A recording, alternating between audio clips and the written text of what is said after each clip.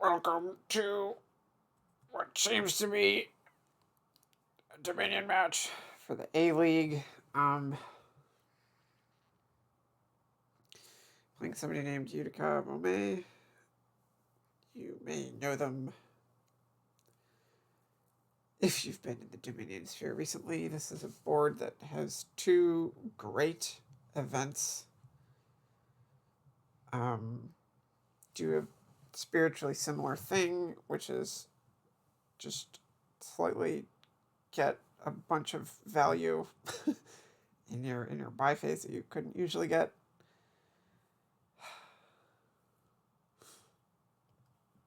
Gonna open with a potion. This is actually a really bad board for both of those, though. It's kind of a bad board for everything.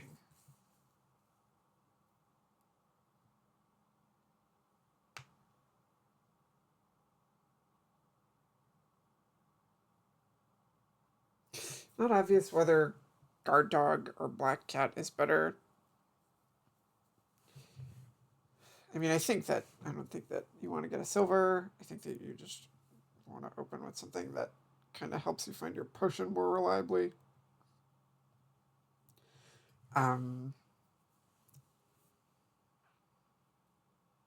I don't really care about hitting 5, but I do care about being able to definitely see the potion. Yes, there isn't that much. There's no actions other than rush, which is definitely worth thinking about. Okay, I was thinking of gamble. Next time you gain an action card this turn, play it. Yeah, that's means that you can like top deck your alchemists. Of course, deliver is better at doing that. Yes, this is also bad board for deliver. Oh yeah, let me show the kingdom, as I always forget to do for a little while.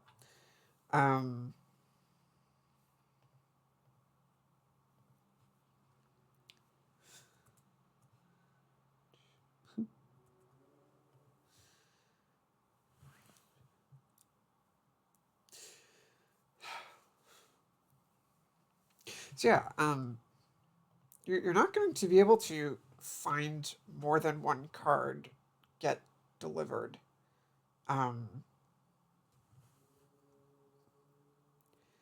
Because all the extra gaining is accomplished with Horn of Plenty. Ooh. This, I think I want to be a Caravan Guard. One Caravan Guard is really appealing because there's also going to be artist stuff that happens eventually.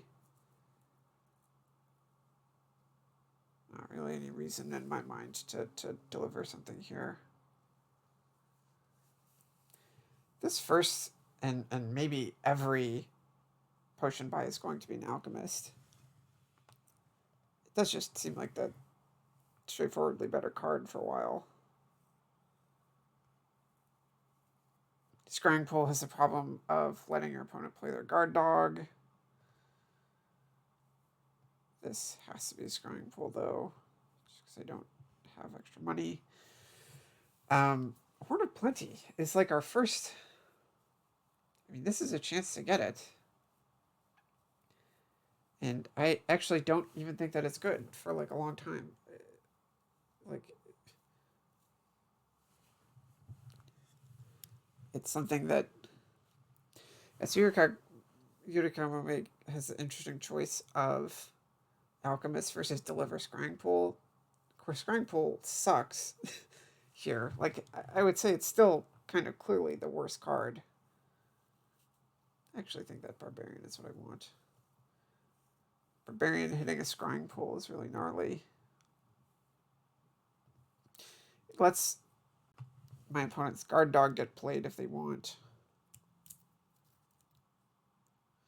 But,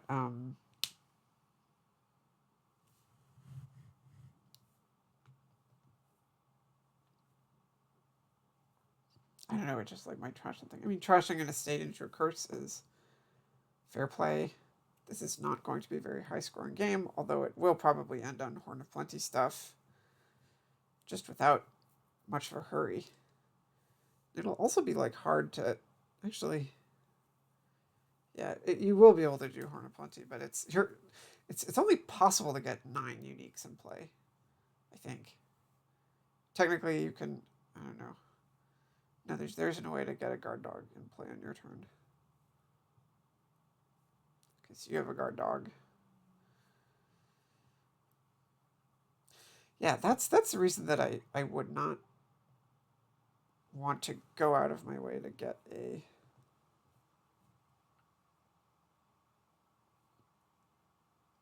This is funny. Do I rush a caravan guard or do I deliver it? I'm going to deliver it.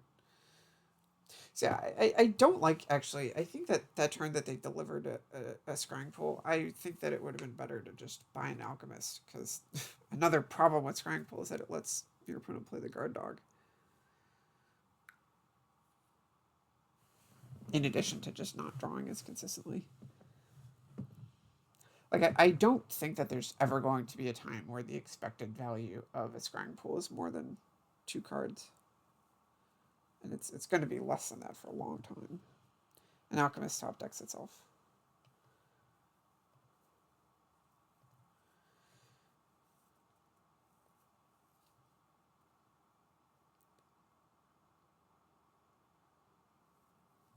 So they get. Just notice that there's 2 things that have action react. Right, so this is just pretty simple. Deliver alchemist. Top deck alchemist. I turned one of your coppers into a curse. That's also probably like the nicest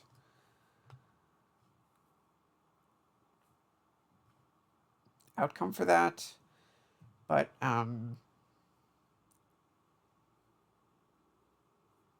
still doesn't have that much effect. They're not going to struggle to get enough money to hit whatever price point they want.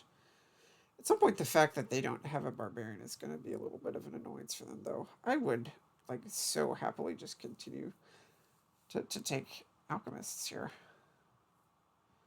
because I don't know what you're even doing with that Horn of Plenty. You're just gaining like nothing.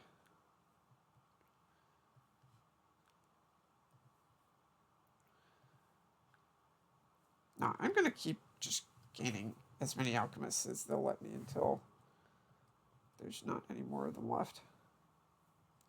This is nice to trigger a shuffle that doesn't have guard dog in it. Because of course the guard dog goes back into my discard pile at the end of this, but not if. So what are you gaining with this? Like a caravan guard?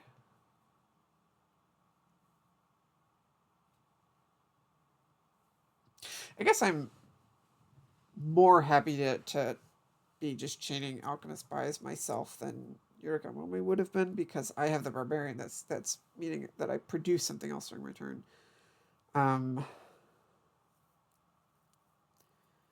There is a basic appeal to the Horn of Plenty stuff. It's just that I would hate to have even a single turn where I do not find the potion, and because of the fact that they still have cards left in their deck here, it's possible that that could have happened with the way that they played this out. And if that Horn of Plenty was an alchemist, that's not true. They would have drawn 2 extra cards. So they got a little lucky there, I guess. The Horn of Plenty lets them gain a barbarian, which you know, fair play. Yeah, so see, I get to discard their potion, and they probably won't find it this turn. So yeah, you definitely cannot have that. Of course. Okay, and I do end up finding mine. Maybe I should have left that on top so that I could barbarian it. I didn't think about that. Would have been very heavy to do that for sure. Still turning a copper into a curse is nice.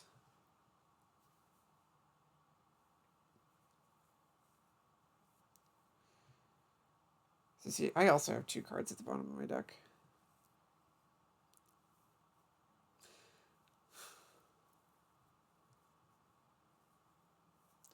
I guess if I had planned to barbarian their potion, they would have still had the same effect of not letting them find it this turn, and then they would have just had to deal with buying a replacement potion this turn, or more likely gaining one with Horn of Plenty.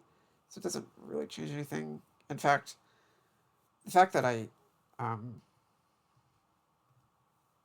didn't have the potion on top for them meant that I had the chance of having a more valuable barbarian hit. I would say the copper is like about the same. Or copper into curse. All this is obviated by the fact that I just didn't realize that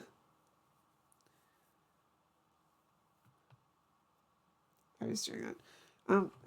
Maybe this is all pointless and it's not such a big deal that they didn't find their potion.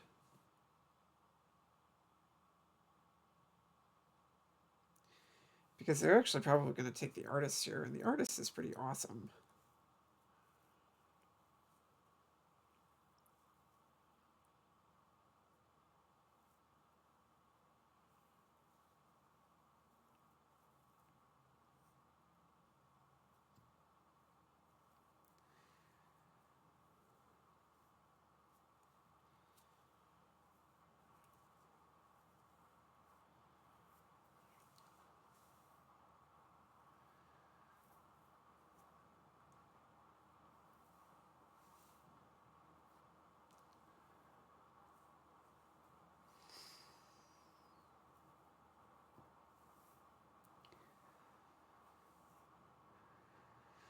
I say artist is awesome. I mean, it's not that much better than a lab, though. And it's very inconsistent, especially the first one. Or, especially the ones after the first one. You want a guard dog. Because that's guaranteed draw, I guess, just for this turn.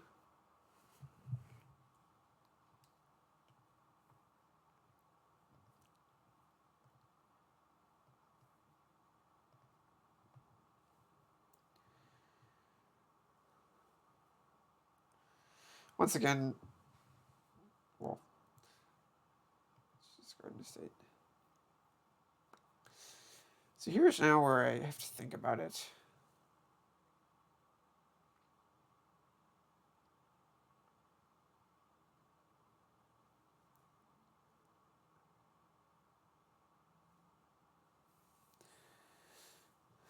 First of all, super unlucky to see it twice like this. I actually think that I am happy to trash this. Oh, I see. So I just had another guard dog. That's funny. Didn't realize that. Right, I guess that they must have reacted with one. Yeah, I think that there wasn't a way for me to secretly pick that out from the way that the client behaved.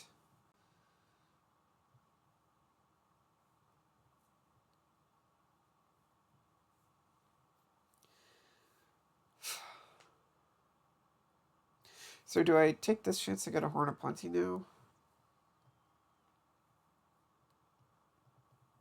I think that that's defensible.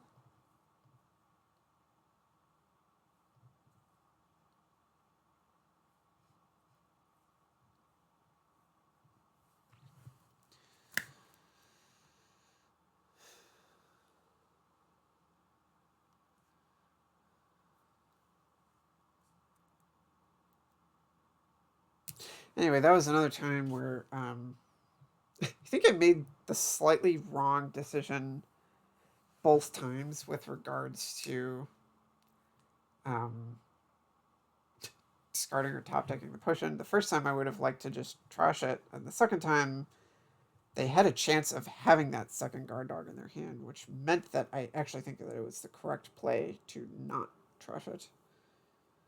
Or to just discard it, so that they definitely didn't find it. So I kind of like had it. I had access to it in that moment, and I lost it. Yeah, this scrying pool is like so bad. Caravan Guard into Black Cat is not something that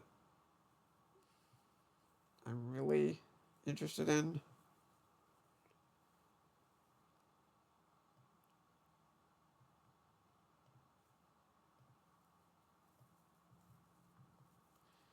Alchemist since the scrying pool, I'm pretty happy with it. I've gone through that twice. It's definitely a downgrade.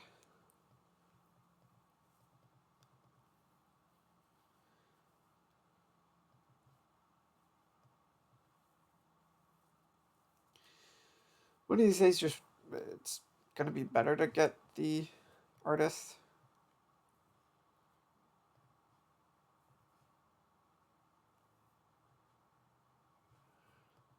Not that turn though, I think.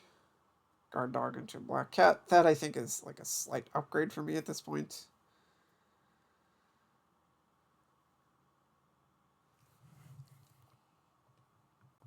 So that was a really crummy turn. Yeah, I'm just feeling like it.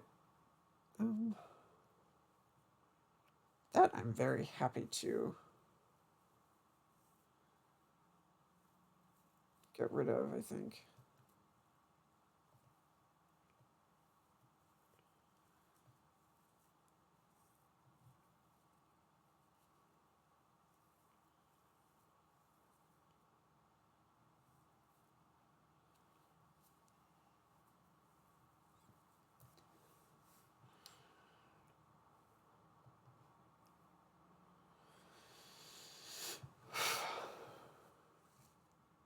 Okay, somehow I like miscounted and it's even easier to get to 8 than I thought. 1, 2, 3, 4, 5, 6, 7. I mean, I don't know why I counted because it's telling me the number.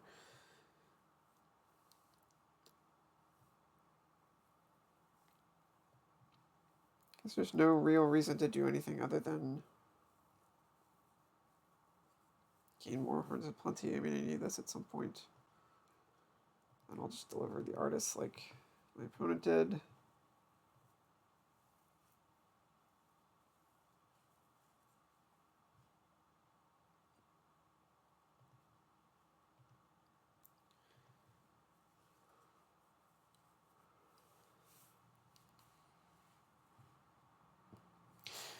I can kind of aspire to have an artist that draws me more than one card here.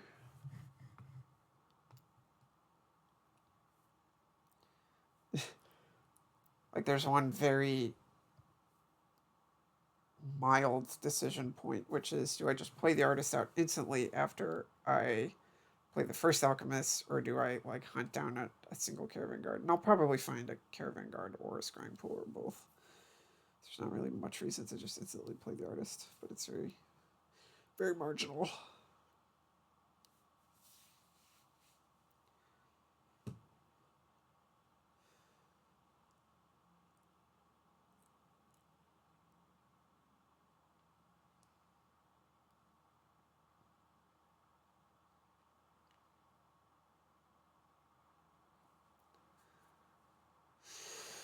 So they do have the benefit of having 6 horns. And by that I mean 5 because I had to get rid of one of them.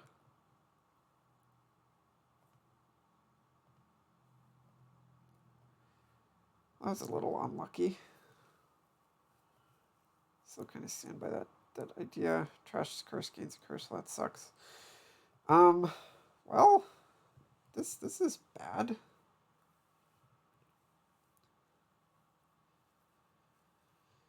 Kind of not willing to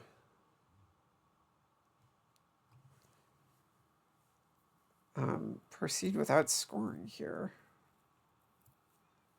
This is really bad because even if I just lower horn, which I want to do,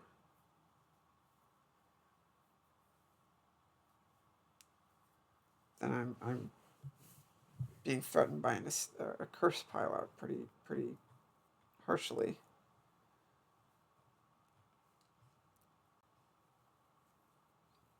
So I think what I have to do is gain the last one of plenty, then also gain a duchy.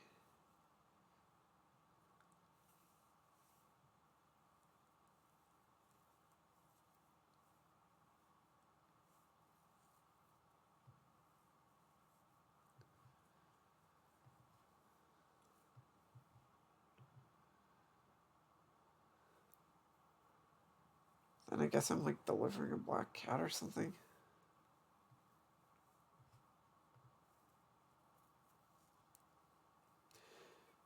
I have 8 debt. Kind of didn't realize that.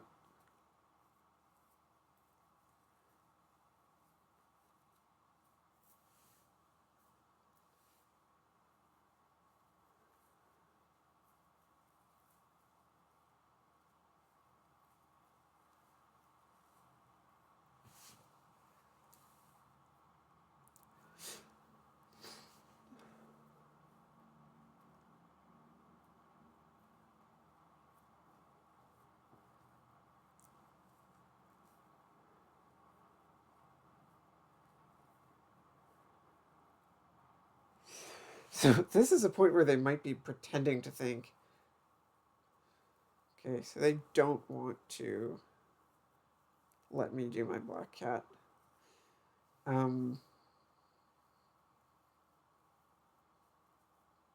Which makes sense if they have exactly 3 horns of plenty, but if not,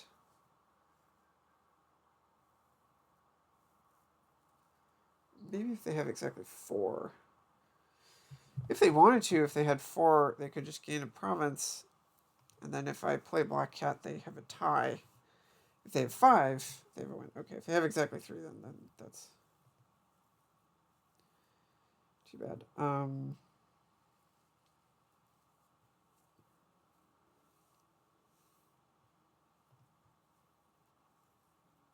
Don't want to find that. This also sucks. Guess I want to trigger this.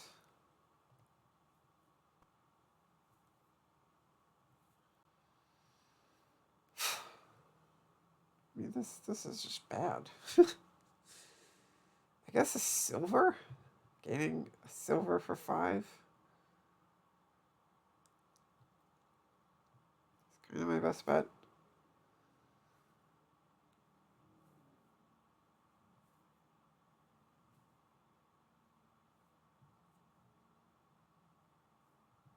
Then there's just kind of nothing else from there. Maybe like a black cat?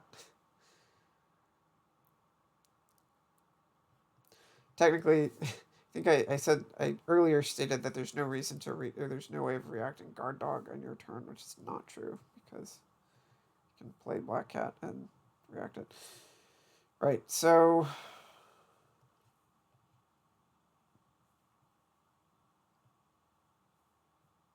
this is just nasty. I don't want to gain a caravan guard because that kind of opens them up to piling that out without taking, like, that's like lowering meaningfully. I really don't want to gain a duchy here.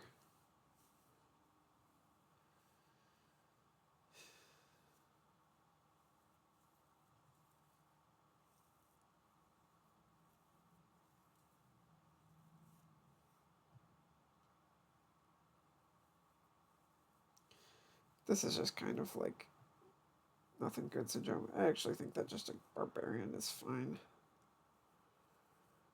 Ugh. And I think I'm delivering an artist, which puts me in an utterly abysmal amount of debt. It's not even a great card either. In particular, the second one could end up being dead.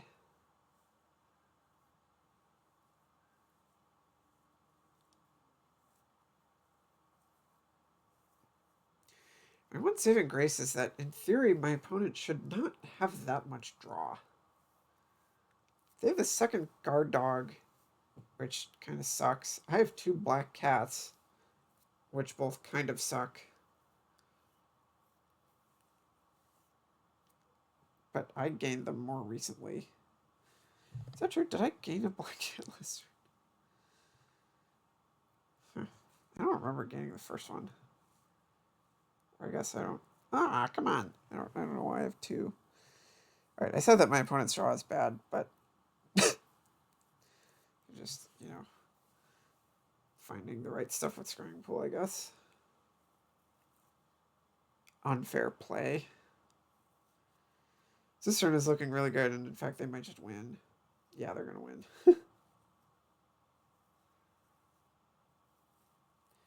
I don't really know what happened here. I mean, I was the one that was trying really hard to... Yeah. like get my drawing consistently, and that just didn't happen for me.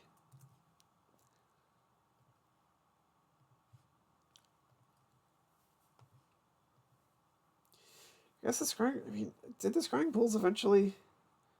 Hang on, I wanna look at these. um, oops.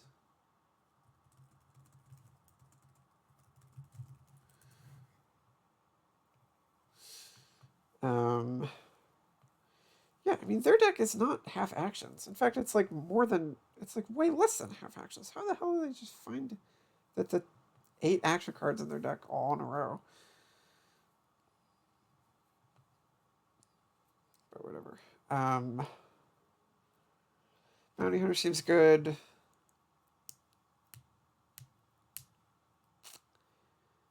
Grotto and Weaver is sort of something to do at the beginning to just gain a freak load of advisors.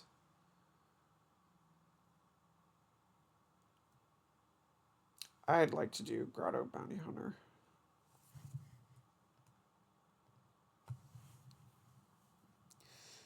Especially because Grotto you can Yule it if that would let you hit 5, for example, on turn 3. I would consider that to be extremely worth doing.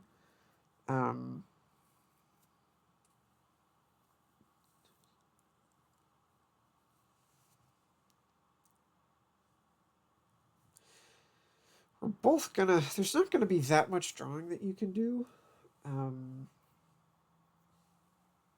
Nor is it really easy to get actions. I guess that Forum and Weaver working together will just kind of give you some free actions. Like, it turns your Weavers into Bazaars, basically. Which is actually pretty awesome.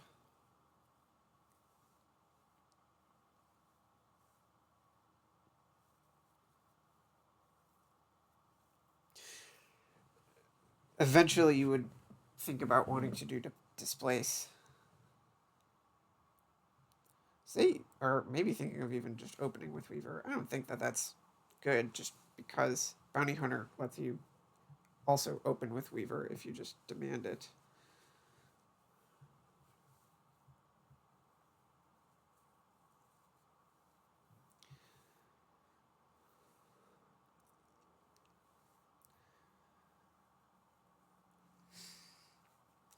Like, I'm super tempted by an early Weaver, but Bounty Hunter in turn 3 and turn 4 is just not something you can beat. Okay, so they get the great draw.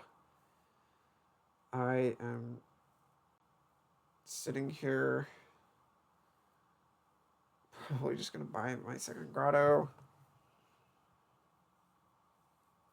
and be kind of peeved about it. They are probably going to demand a Weaver here, unless they have 3 more estates in their hand, or I guess 2 more estates in their hand.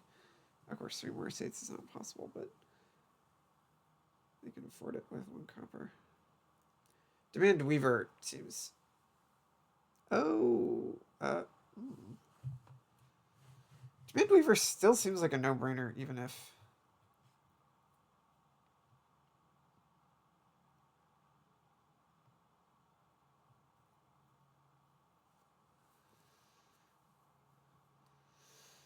That sort of makes me think... Well, they have 2...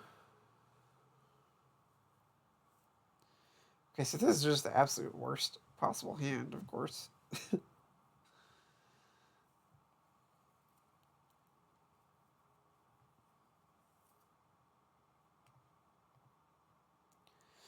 So I can either tuck away a copper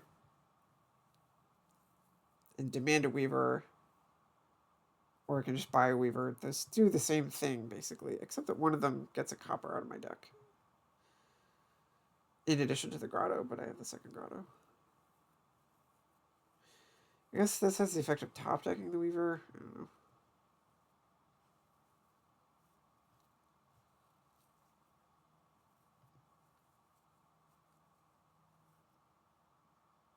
I think that part doesn't matter.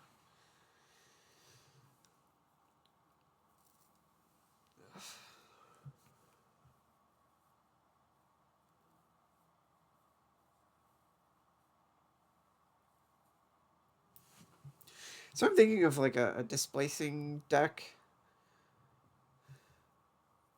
which is not that great. It's actually really badly assisted by advisor draw, and very action. Like you just need a lot of actions and draw to do that, and we don't have that here. What could just be the alternative is just reveal patrons over and over again with advisor, and then just do province rushing stuff, which also is still helped out by displace, because you can just turn the provinces into like marshlands or something, and that's really good too.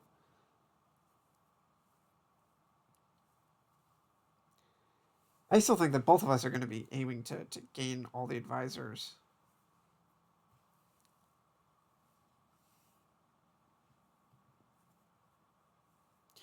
Ooh, if I get to demand a weaver here, that's actually really nice. I mean, I am going to. It just, if I don't draw my grotto here, then demanding weaver is like totally great.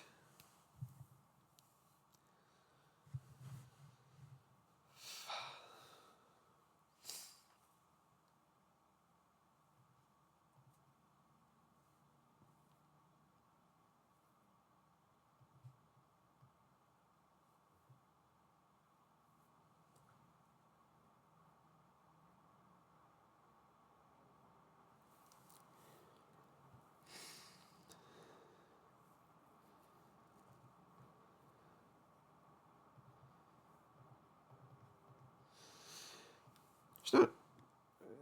You're kind of instantly tempted to try to get. Um,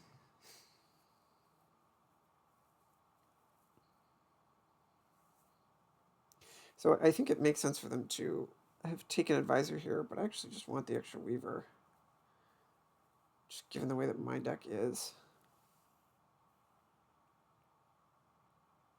I think.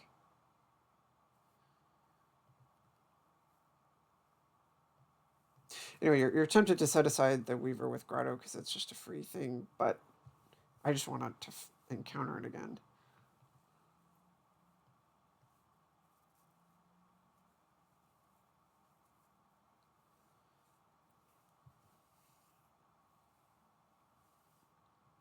So, I mean, I'm kind of just riding the grotto train right now.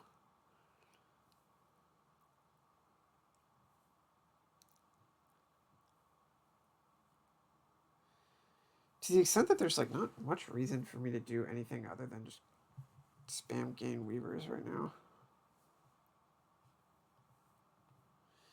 I'll get one advisor though.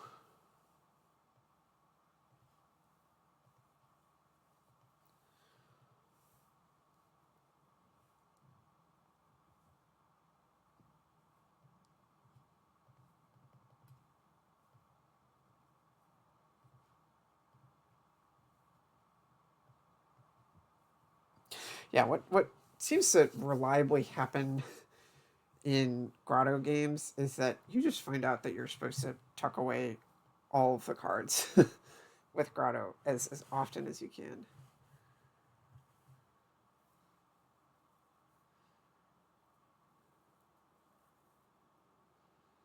So we're getting all the weavers. That's also really great. Maybe even I was supposed to take a weaver or skip the advisor and just only gain weavers on my turn because there's like the weaver split question. Then I kind of realized as it was happening that that is the more important pile than advisors, just because they're like weavers aren't draw, but they do a lot of other nice stuff for you.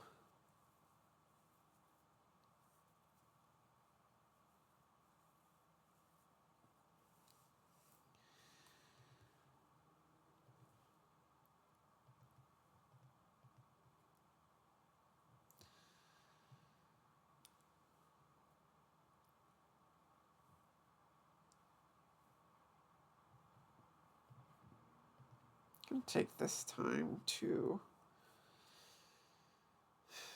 grab advisors though. Maybe one patron I want.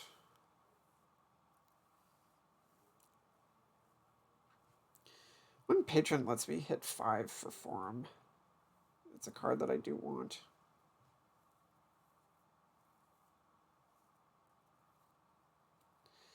I mean, we're getting to the point where just the fact that they have 6 weavers is going to be 6 weavers in the forum already. It's just awesome.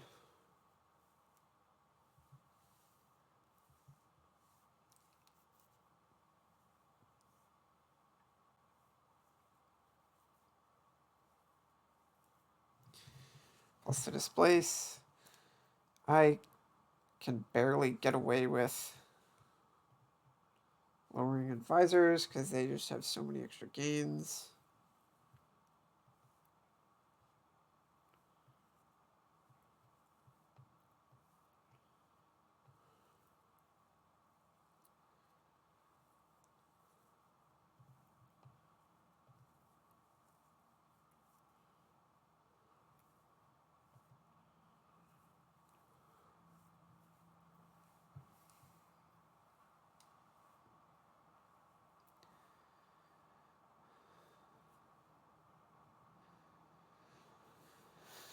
This is one where I think that I'm not exiling anymore.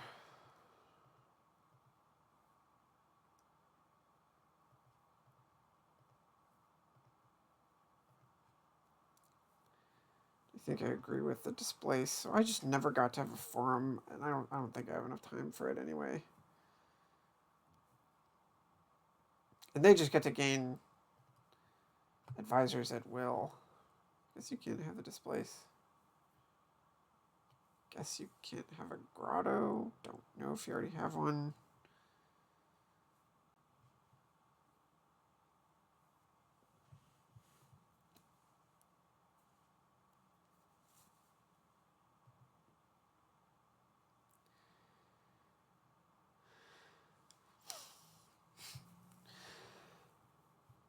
Marshland is also something that works with Weaver. In fact, this is like a perfect Weaver board, other than that there's not that much that's great to gain with it. But if you're looking for ways to enable Weaver, I'm counting, I would say technically like 6. if you count exiling it and then the discard from exile, which is no longer possible.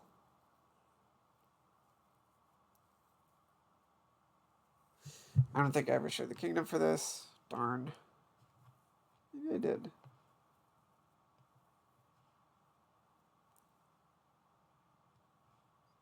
Did not know that they had a grotto in exile.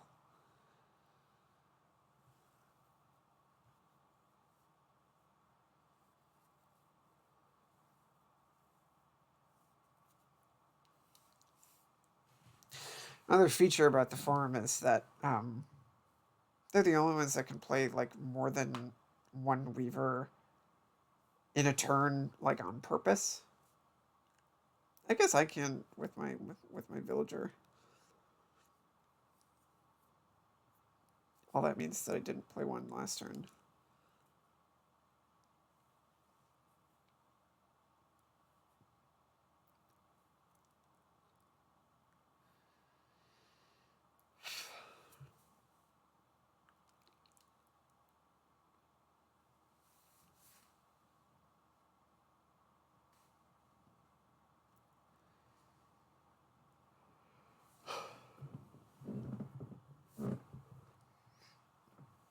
I guess both of us can play as many as we want by way of Marchland. So maybe they're lowering, not thinking of me as being able to play out all my weavers, which is not accurate.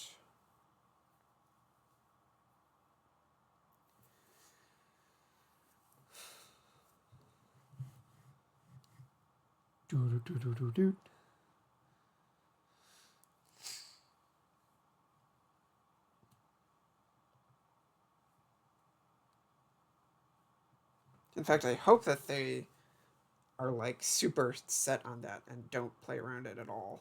But it looks like they're going to get a province here. Darn.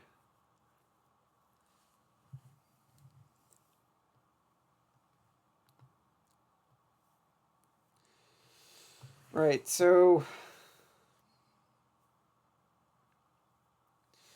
let me see. Gains a weaver. I believe that I only have 4, but I want to be sure about that. 1, 2, 3, 4.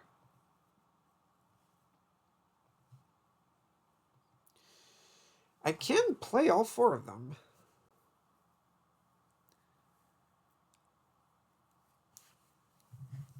If I can successfully gain a marchland, and then I can do that and win if I can gain a marchland and play a province, which I think is actually possible. So I'll just take an advisor here and see how it goes. In fact, I think that I'm actually even good. Like I feel like that's just doomed to happen.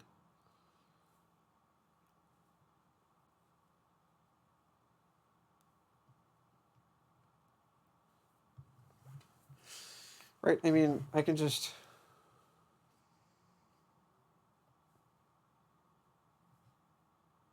do this if I want.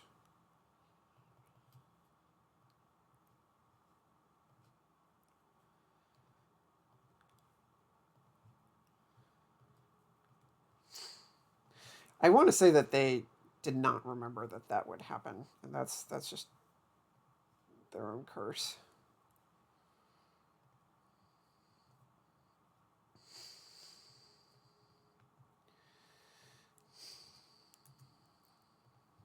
But it's actually possible that I was just kind of threatening an awesome turn that they didn't have any way of dealing with. That's sometimes the case.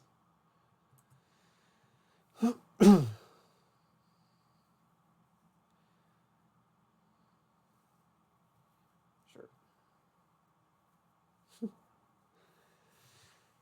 I'll take my sweet time with this one. Right, so Witch's Hut and Trail is an extremely awesome friendship that is probably just going to kick the ass of everything else that you might be trying to do. Forge and Trail is also really strong. Um,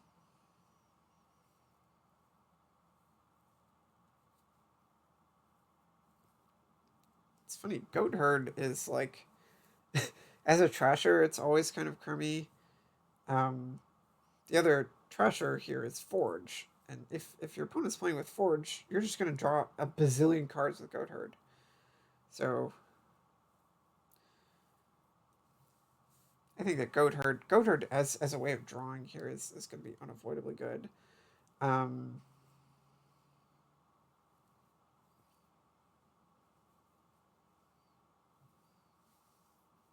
I'm kind of happy to just get silver.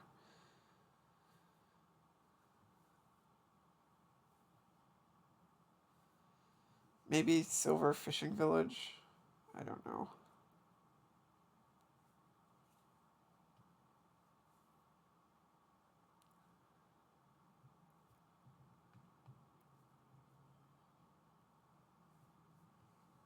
Could be like silver trail tracker. In which case it should have been fishing village. Because I just forgot that there's going to be pouch.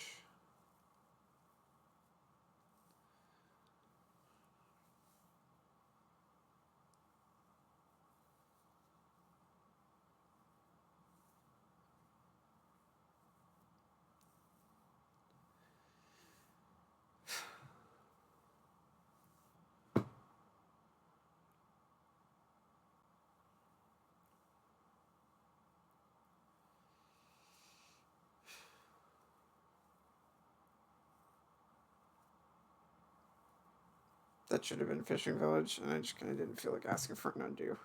I was talking about this in the third place match, in that technically this is like no info.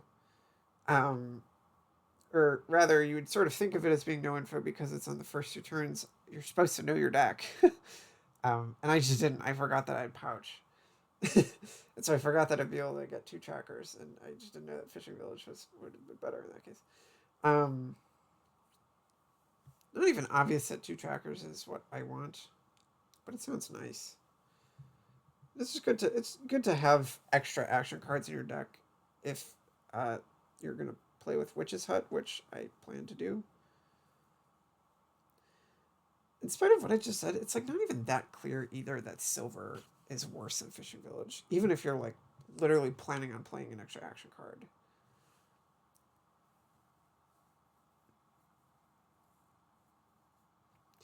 Problem is not so much that I might collide the trackers, but I might collide the tracker with the thing that I buy next turn.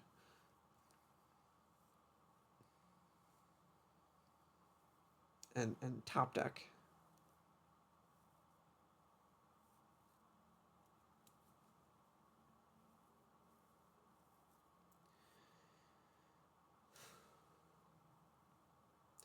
So I definitely think that was supposed to be Fishing Village. I just don't want to undo.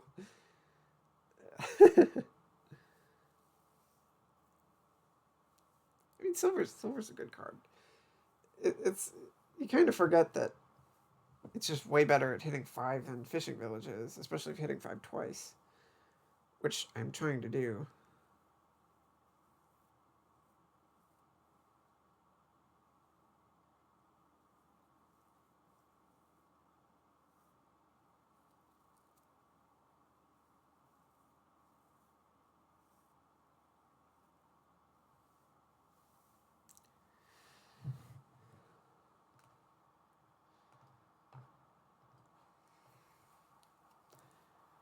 This is just silly.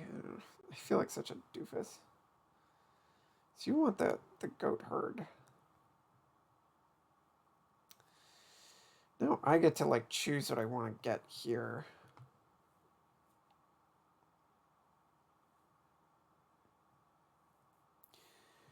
What I want to do is get a witch's hut.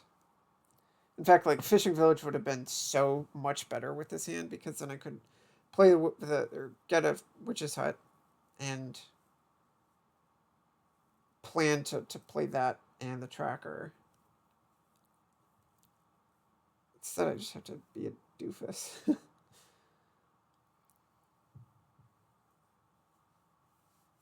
don't know if this just sucks.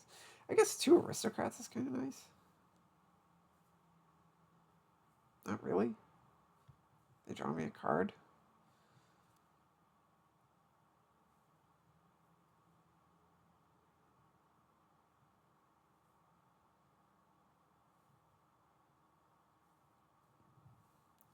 Do I just like gamble hardcore that they're gonna find their goat herd this next turn?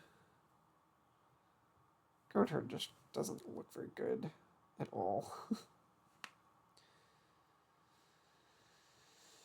don't know. I'm just gonna do this.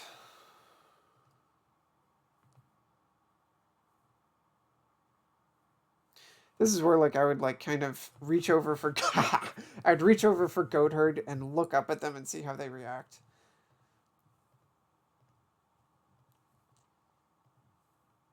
This I think is a case that I just want to get trail.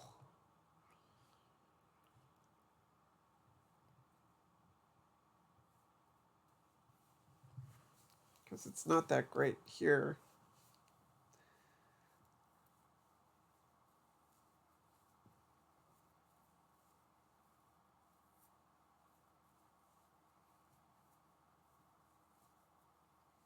So I did a stupid open and then I stared at it and let it happen. And I even like got all that extra time to think about it. So that's just all on me.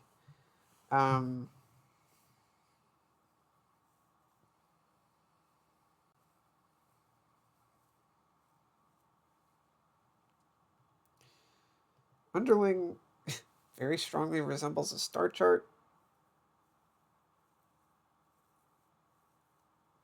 I have no desire for that just because I'm going to be top decking with tracker. It just accomplishes the same thing. But it's a really defensible buy for them.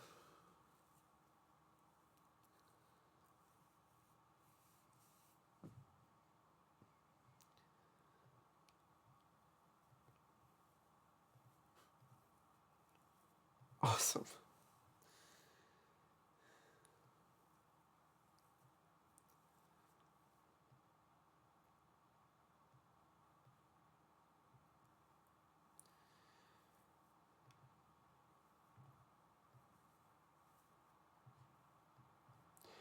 I'm going to get a trail and do nothing with it. Well, this is just so extremely lucky.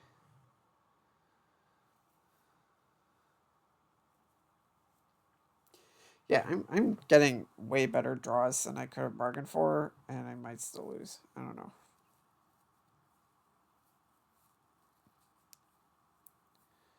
I hope that they find the goat herd here. If they bottom deck the goat herd, I'll be really sad because that's just everything going wrong for them, and it should not be.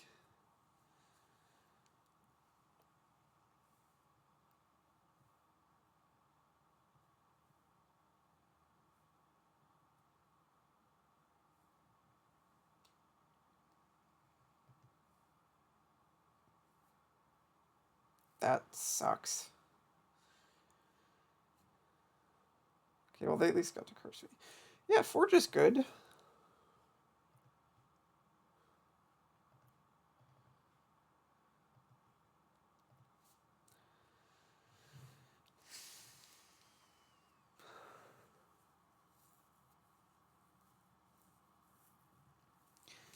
What I'm just gonna do is ignore the Forge for now and just load up on goat herds, and all of them will just draw me a ton of cards if I encounter them at the right time.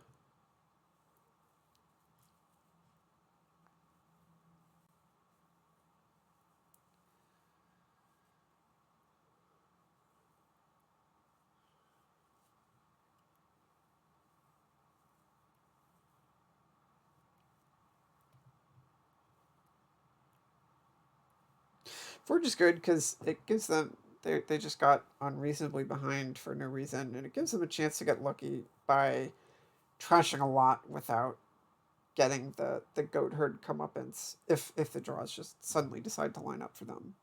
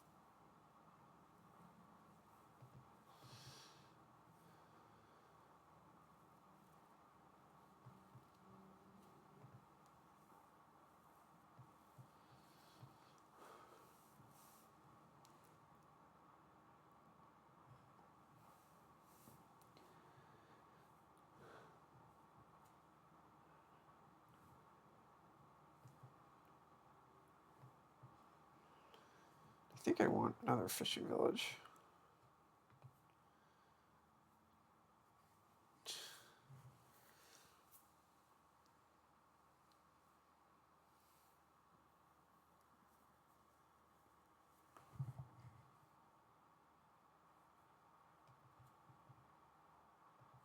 Which I will instantly discard here.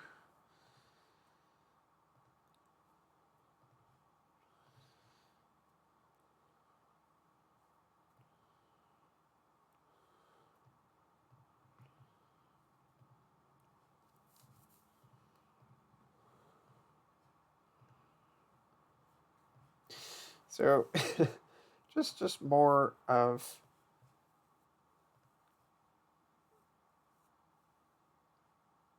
results that are better than I could possibly expect. Not clear exactly that whatever boon I might get is better than sending a curse.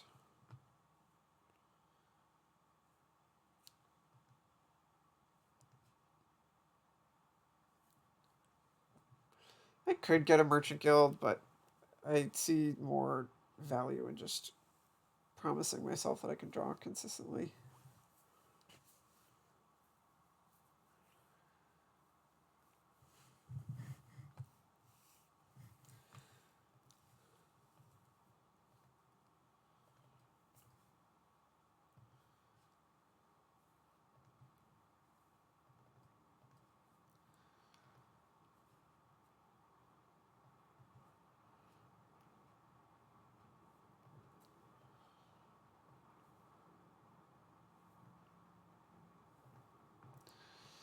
So I've sent every curse.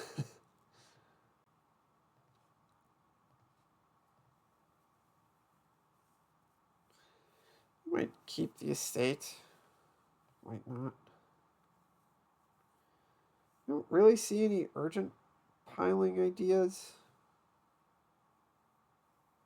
I'll keep the estate. Discard 3 to gain a gold. Yeah.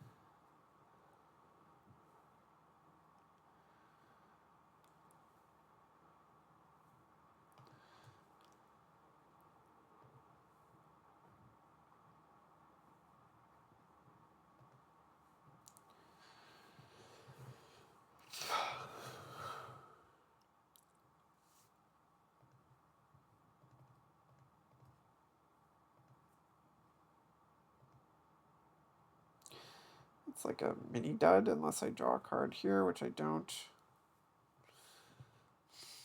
Just take a forge. Slight obvious appeal to doing that. I don't really see them having a win in the short term still.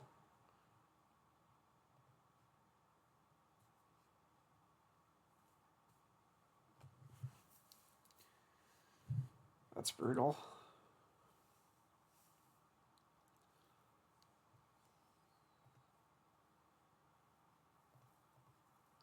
Yes, this is not a game where I did anything particularly well.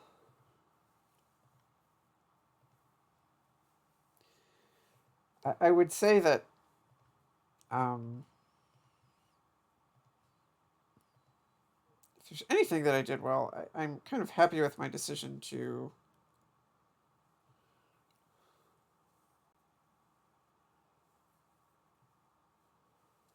optimize around just continuing to draw.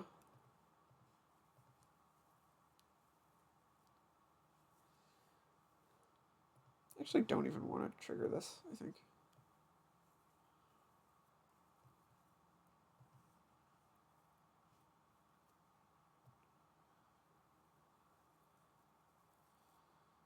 I discarded like a lot of bonus crud.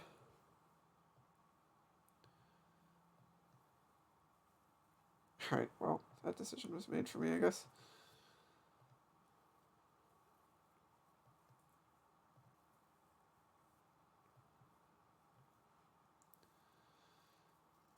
I'm going to get a province.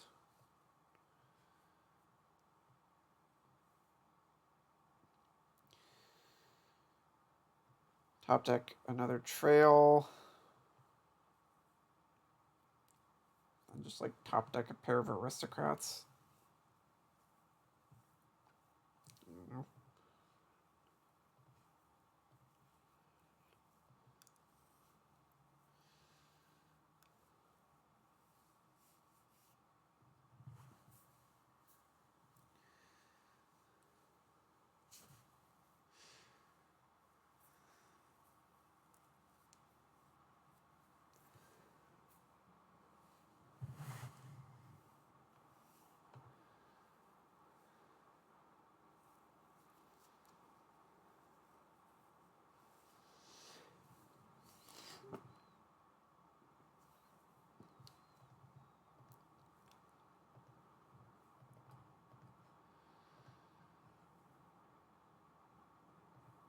Yeah, okay.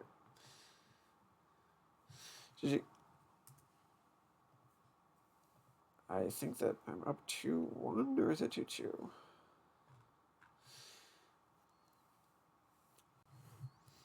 That's yurikamome.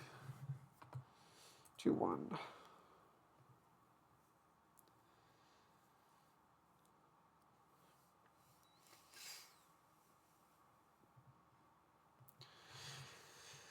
There's a lot of ideas here.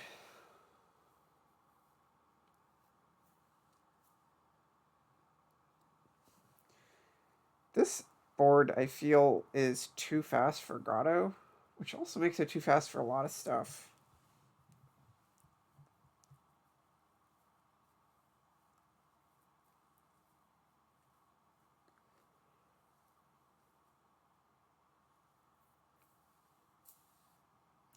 But it says asceticism is a really strong trasher,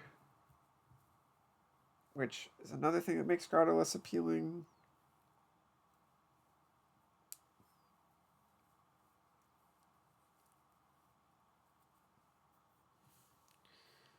I just don't think it really does enough in the opening.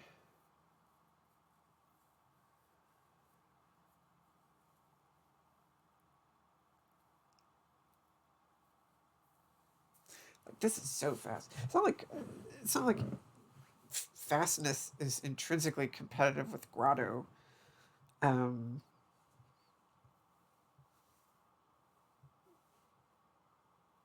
but like we're gonna get to the point where we can just draw all the cards in our deck like instantly. In that case, I don't care about tucking stuff aside because that means like if you're tucking aside coppers, that's coppers that you can't play. So I don't want to open with a Grotto. Of course, that means that I'm just asceticisming a hovel, which means that I can like surely buy Jester or something on the next turn.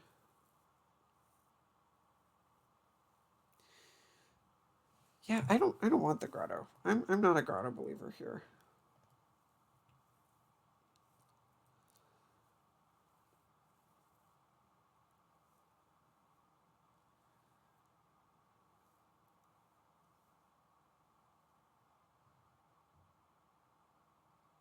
Of course, anytime that I incorrectly refuse to believe in Grotto, it doesn't work out for me, usually.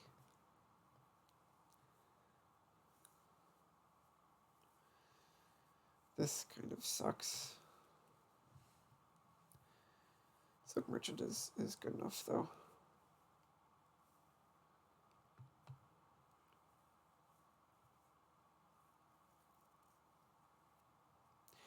So they want to do 2 Grotto Grotescences. Of course, Grotto nicely sets up a big hand where you do a bunch of asceticism trashing, but then you don't have stuff to set aside with the Grotto anymore.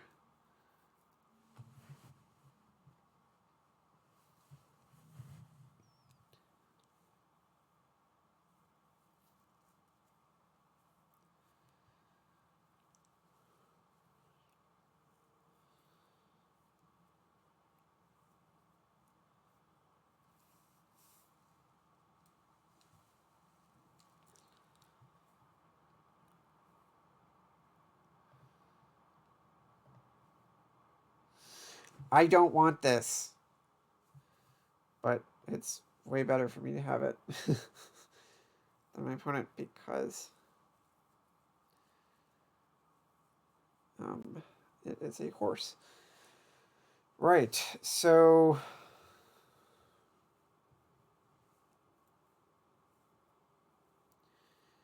another hand where I have slightly more money than I would want.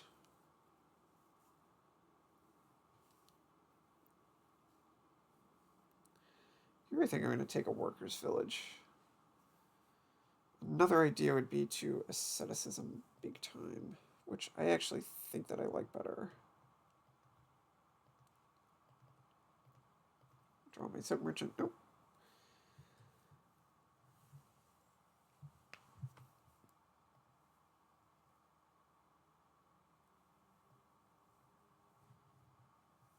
Come on.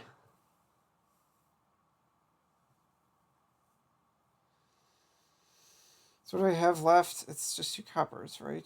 I don't really want to mess with those. Maybe that's not true.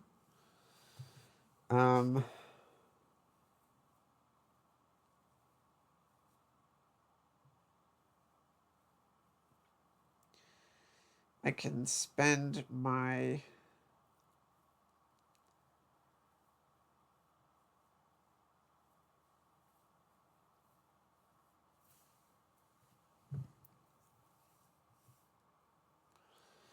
villager here would not. I can't.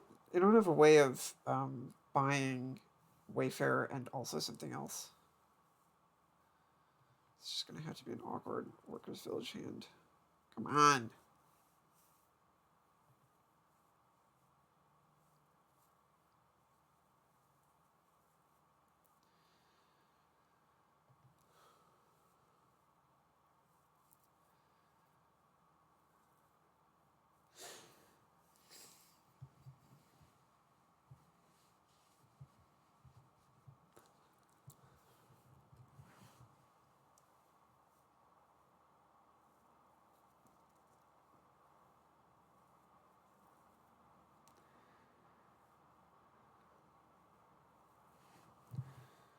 So they're doing the grotto thing. Come on, dude. Okay. Um.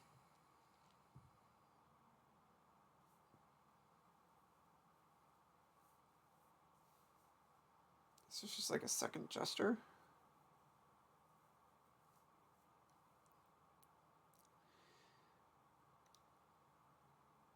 I think that it's Grotto Wayfarer. Grotto just planning to horse it, and then Wayfarer planning to do Wayfarer stuff. This is a super annoying hand, though. Man, I hate that Devil's Workshop. Not, I mean, I think that when they gained it, it was fine.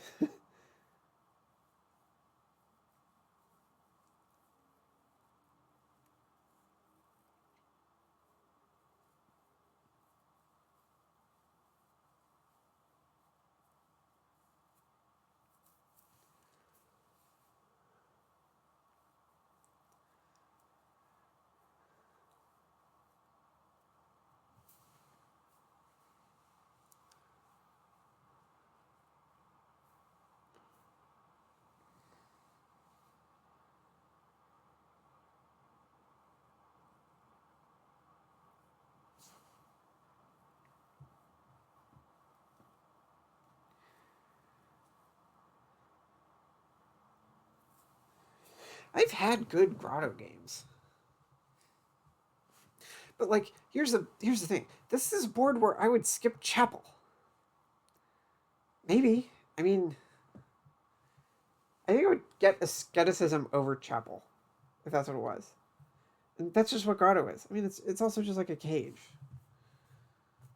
You're like tucking 4 cards aside forever, and then you also get like some nice start of turn draw.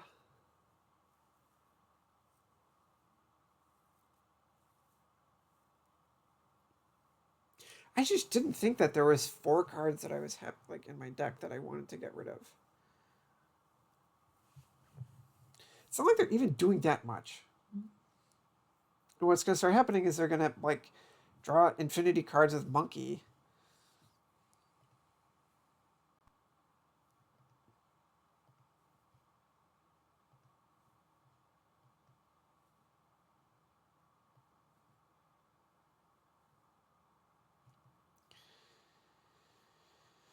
Do I bite the bullet and do this Grotto as a Grotto? I don't wanna.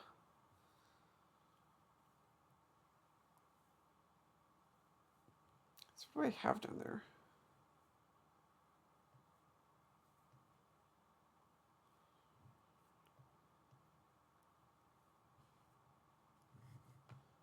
Ah!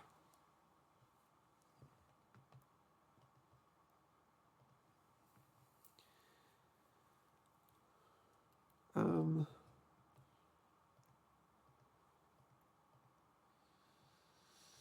How do I want to do this?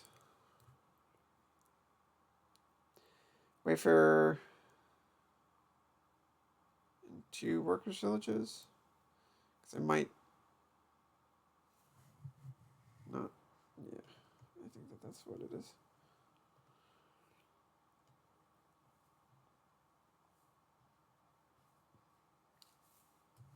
I'm just going to draw a buttload of cards. But they're like overdrawing here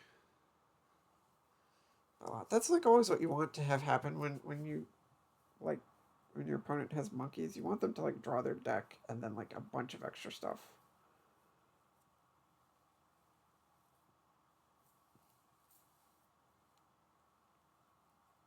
Not that that's like working out all that badly, but if they get to,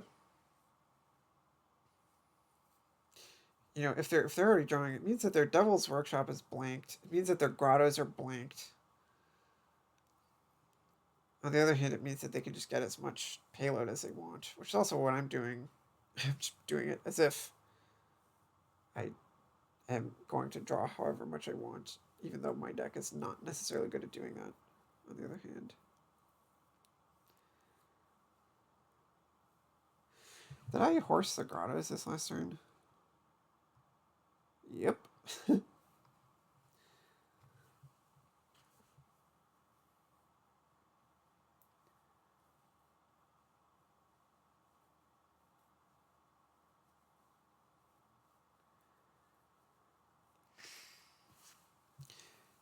Definitely could horse the Silk Merchant.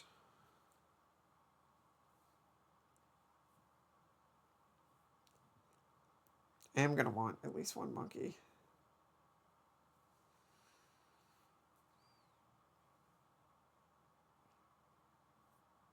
What would have been nice is if I found anything of note with the Wayfarer. I guess this last turn, silver is kind of the best thing that I could have found. No, I would have preferred a monkey, and then I would have just horsed this.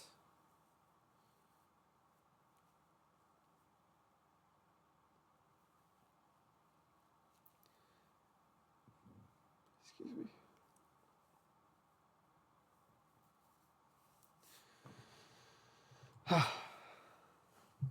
Oh, good. Yeah, tuck away a bunch of stuff. Tuck away the Devil's Workshop because you don't need that.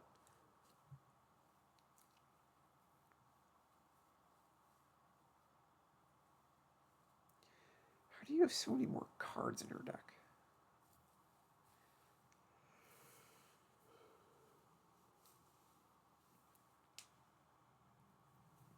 Yeah, see, in terms of like stuff that they do that accomplishes anything, I'm feeling better about what's in my deck right now.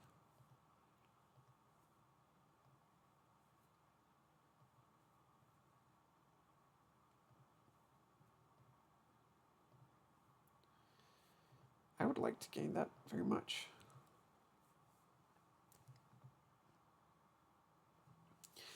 Once again, could do asceticism. I think that the time for that is kind of come and gone.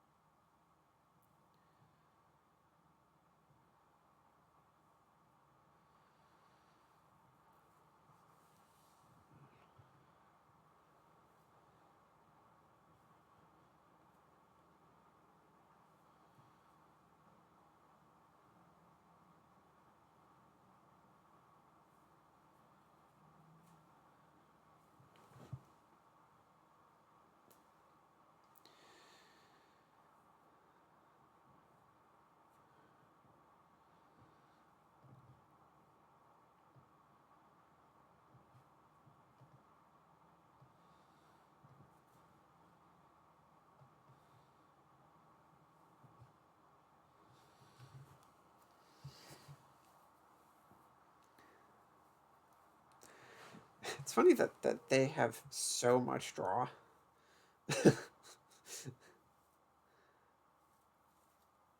But they also are not good at drawing the silvers that they gain with the other stuff.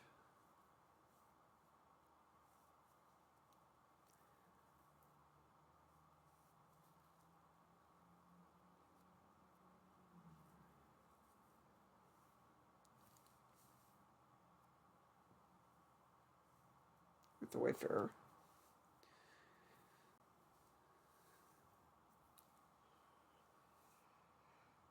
I say that they're not good at it, but it's not like they have any limitation. Another thing is that like my deck is, I would say, like churning out better results, but it's not going to hold green cards very well. And that the infinite amount of imps that they have can draw through a deck that even might have as many as like 4 provinces.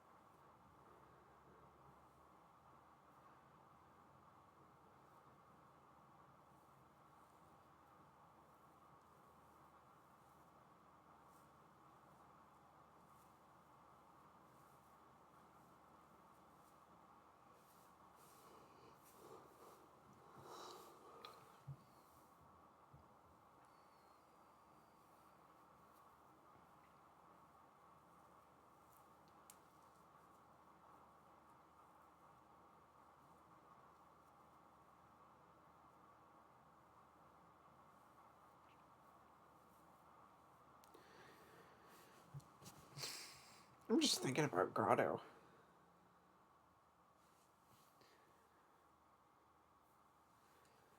It's like one of those things that seems so pointless. Like you could definitely confuse it for like one of those, anything that's like in the family of like Secret Passage or like tide pools. Um, in that it doesn't do anything. It just like takes 4 cards in your hand and puts them away. Then you draw a bunch next turn. Um, but just the specifics, like the specific text of Grotto, um,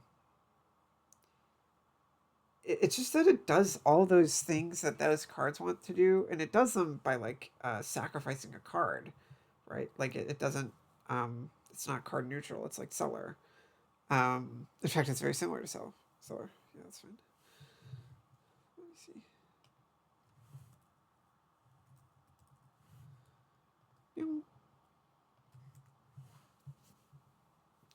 Um, but it's so efficient because it gets those 4 cards out of your deck, and then it also draws. It also draws at the beginning of your turn, which is kind of exactly when you want that to happen. And that can be good for like setting up turns. Um, it's just that this. I think that this kingdom is where it's at its like minimum value. It might still be great. Um, but with an early opportunity to get rid of like the bad cards in your deck, like the actively bad ones. And there's kind of technically 2 of them. The one of them is that Necropolis was instantly gone, and I just was able to trash my hovel on turn 1, which maybe Yurikamome would have also been able to do. I don't know. I'm getting the make Yurikamome resign option, which I'm not going to do.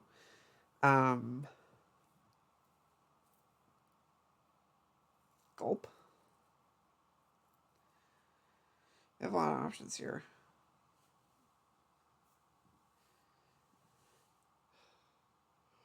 So I want yet another Grotto. I don't think that was going to be a Grotto qua Grotto. It's just a horse that costs 2 and it makes the Wayfarer cheaper.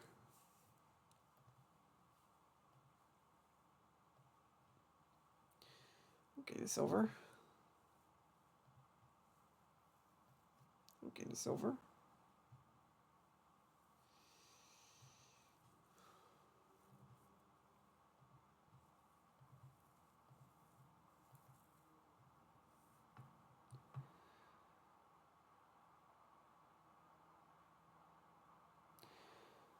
What do I have left down here?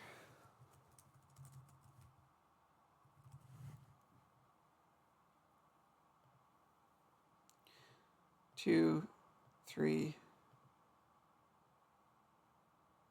Wait, what? I have 1, 2, 3.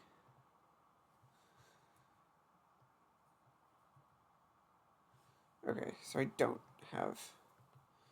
So it's going to be like 2 coppers, I guess. No, it's not. Silvers? Well, there's 1 workers' village.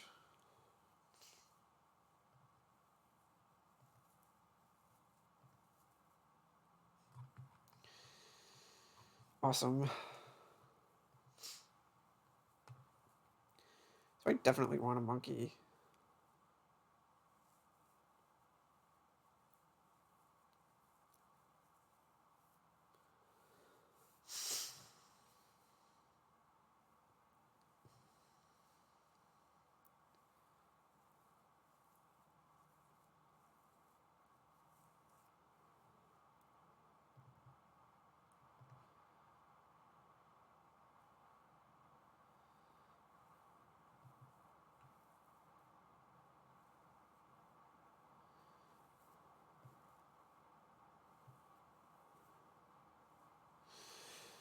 No, I can do like copper, wayfarer, wayfarer if I want.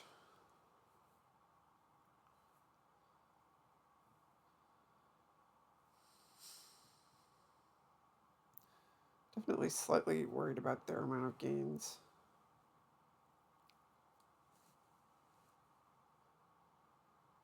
So I have 6 workers' villages. They have 1 silk merchant and 4 workers' villages, which means that they only have 5 gains. So I'm happy to do at least like 1 wayfarer thing.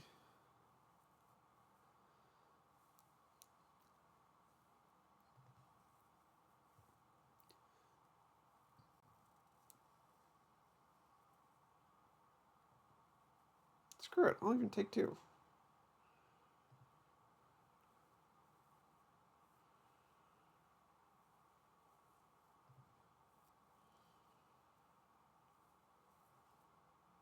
Uh-oh.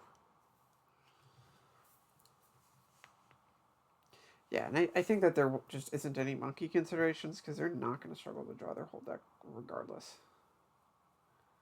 At least that's what I think.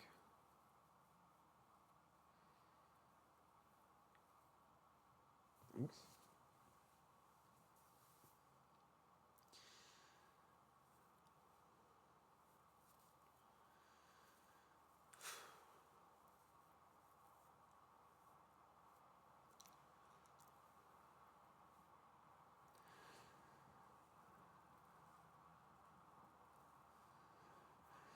But now the monkeys that they're, or the cards that they're getting do meaningfully help me on the monkey side.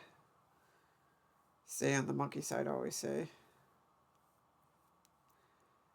I'm getting to the point where I can get like a lot of provinces too. It's also true about my opponent. They kind of have a first mover advantage, I think. On the other hand, I'm the one that has more gains by a lot. In fact, I currently have 7. Let me check that.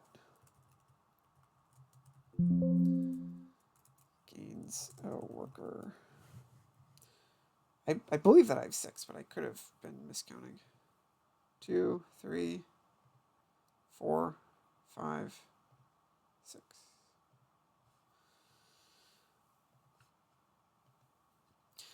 So those 6 buys plus the silk merchant means that I can threaten to do wayfarer grotto stuff instantly. It's like if they don't have a full province's worth of points lead,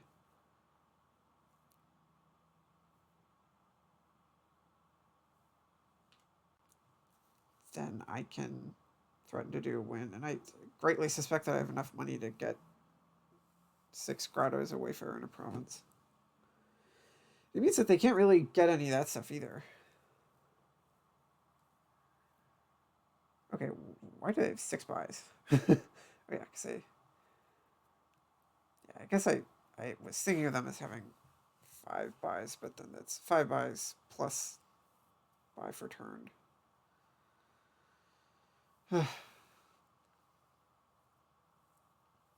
Now, I might just end up being behind. I can do some like tricksy lowering that makes it easy for me to pile and win, but not anything for them. For example, if I just like lower Wayfarers or if I lower Grotto, I just don't know if I'm ever gonna have like a points or be able to deal with the points deficit this game.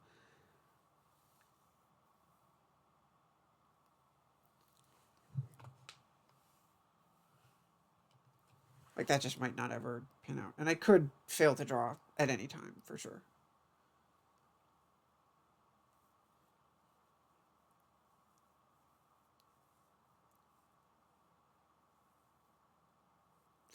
If I do some tricksy lowering piles, they can just do the opposite of that by returning their own grottos or something. Grotti.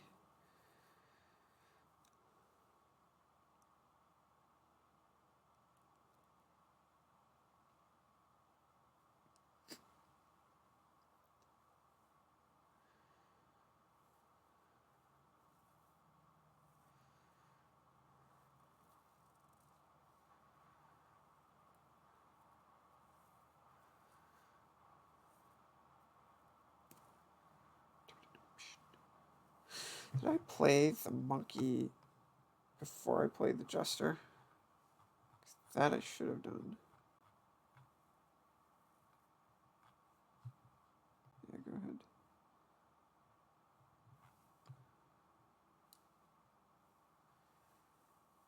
Yeah. So I had cards left in my library, and like I just had a silver that I could have drawn, and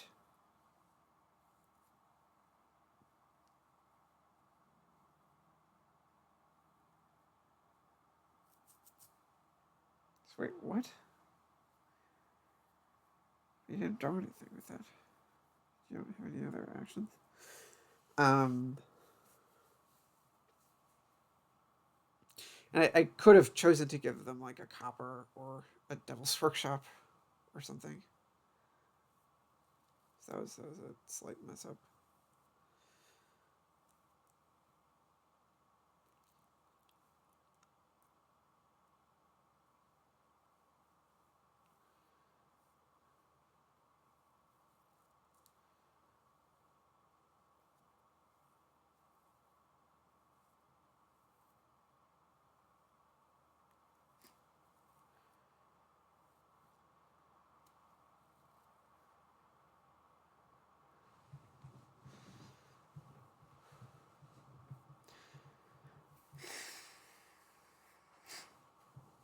Something I haven't that I've like kind of noticed that I keep tripping up on is that every action card is intrinsically good because you can horse it.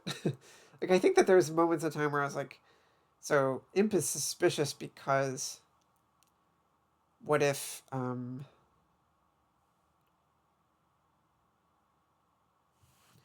yeah, that could be a problem for me.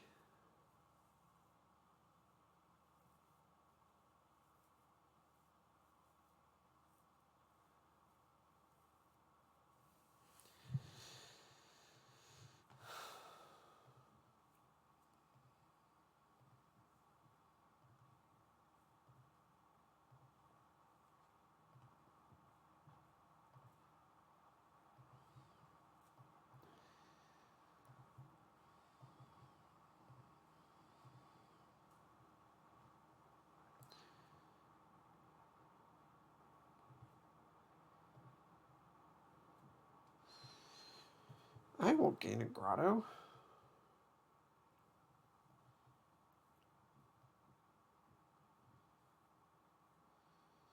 Should be thinking about whether this just lets me buy out provinces.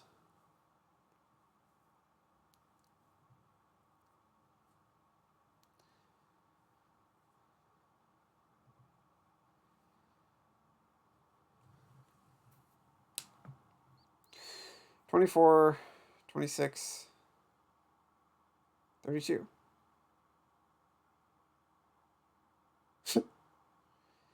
Man, my opponent has had like the most obscenely complicated set of buys that they have to make every turn, and I'm just like getting exact money to do exactly what I want. But I have to triple count. So give me a second. 32. Yeah, I'll just tuck these suicide.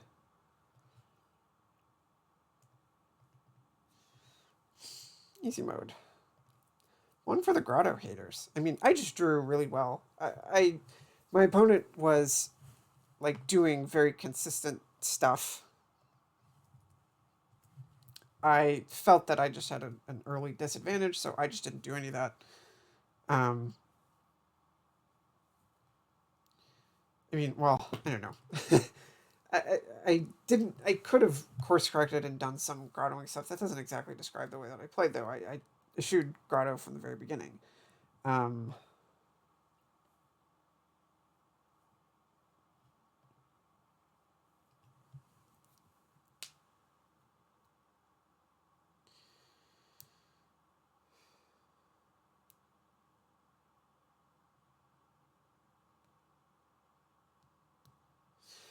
Thinking about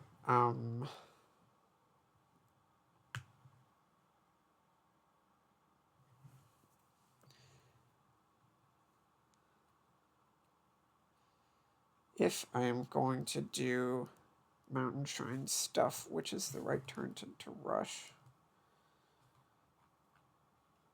I mean, there's nothing stopping me from doing that both turns.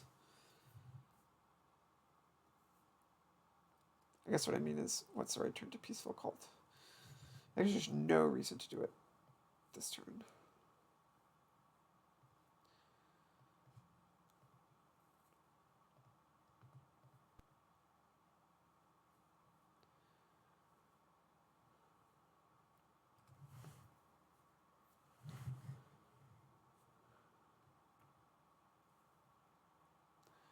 So this is going to get really interesting.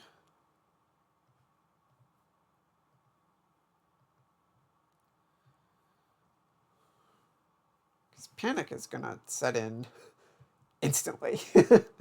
So this is just going to be like a permanently panicked board. That's not such a big deal.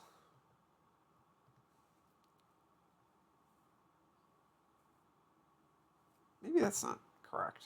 Because this is not... There's like nothing else to do.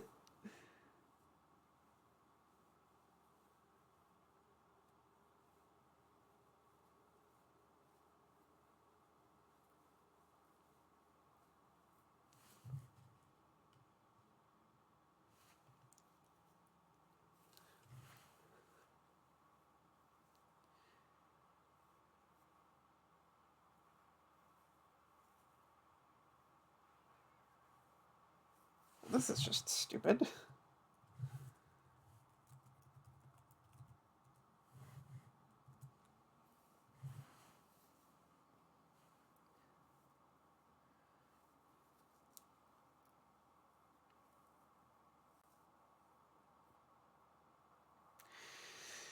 I mean,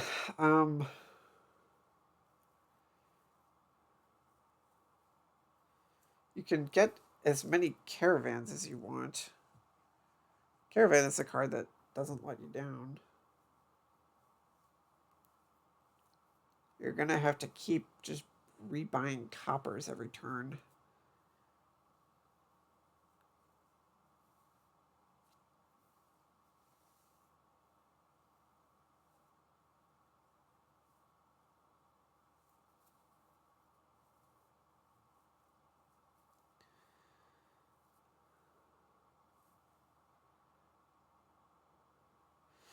They want the sleigh.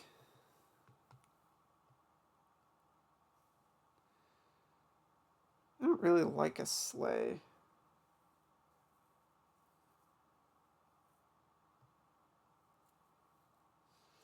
It's not like the second Mountain Shrine does that much for me either.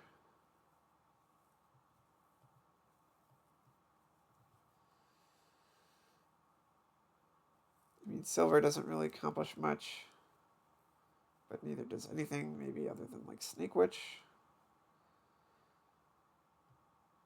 Yeah.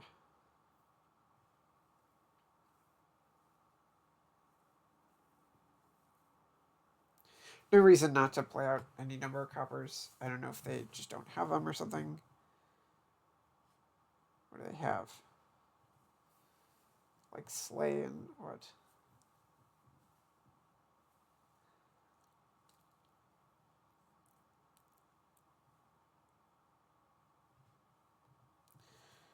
Contract, of course, really sucks.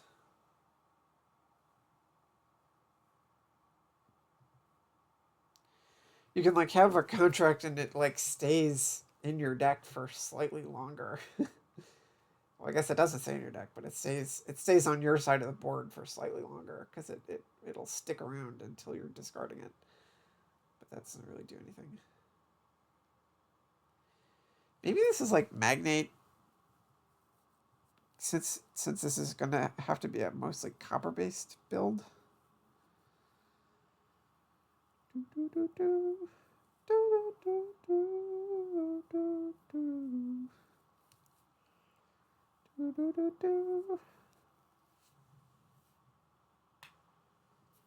I have had that happen before, where like it was actually somebody. It was like a bureaucracy game, which is of course the opposite of Panic. Two sides of the same coin. I'm recording, right? Yes.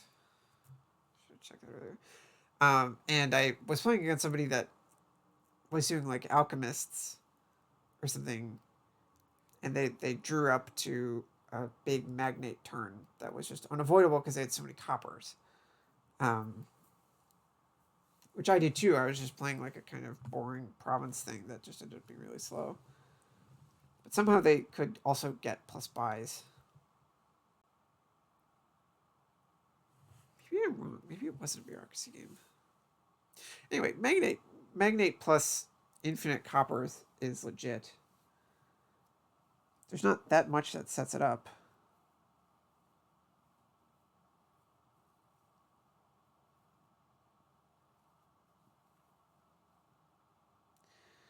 I'm empathetic to a cargo ship.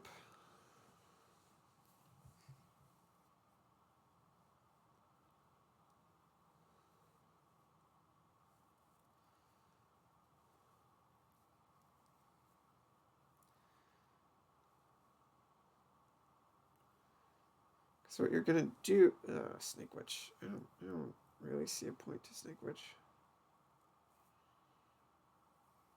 I mean, it's reasonable that that's what they're doing.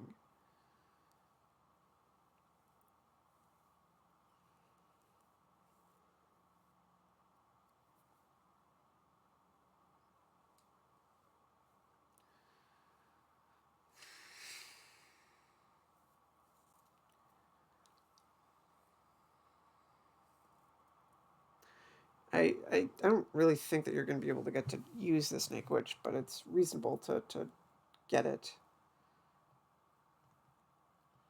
No reason to trash. I'm just going to rush a caravan, which has the same effect. Cargo ship is, in the long run, a better card to have than Mountain Shrine. I'm just not in a hurry to get it.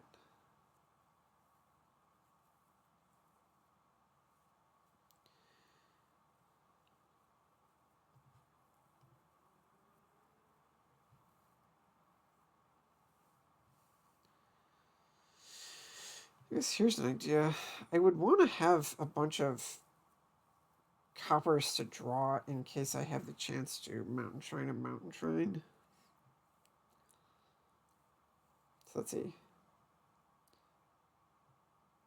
Draw Mountain Shrine. Draw copper. 2, 3.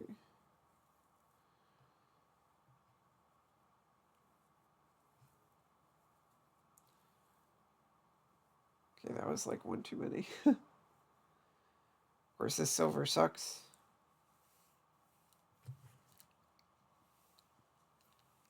I mean, it just gives me $2. I want the contract. Why is that? Do you think that the contract is like immune to panic or something? I really don't see contract being worth it. Like, I don't get that.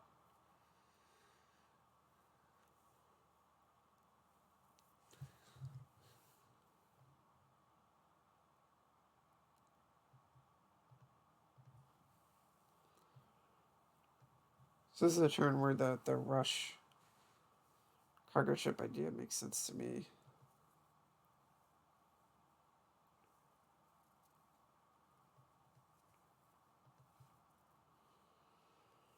Why do you want a contract?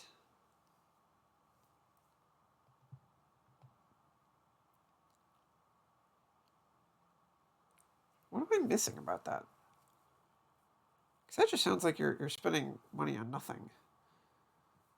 Like it's like you're doing a delay, but you're spending like $3 and a card on it or something. I don't know.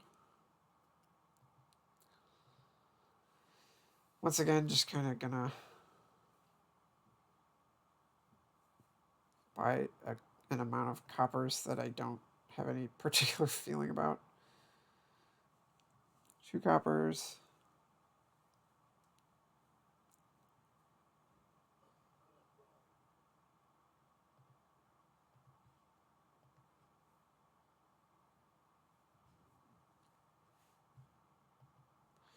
So now you do want to do the magnate. So I guess you're setting up a magnate turn. Kind of, I'm doing the same damn thing. Just with...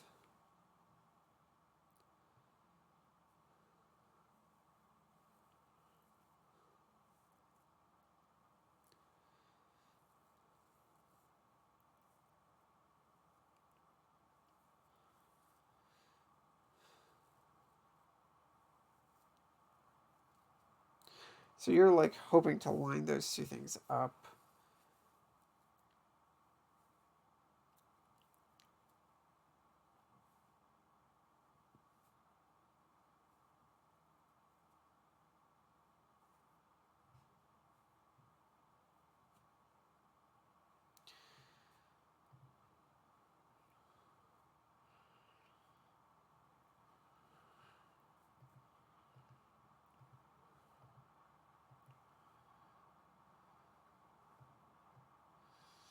I don't even want a snake witch. I guess I'll take one.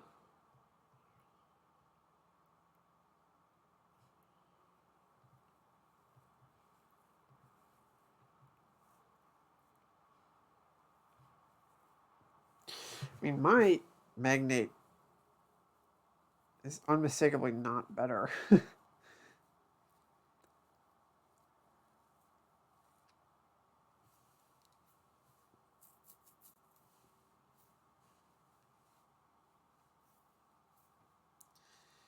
So yeah, I restate my case that buying a contract is like...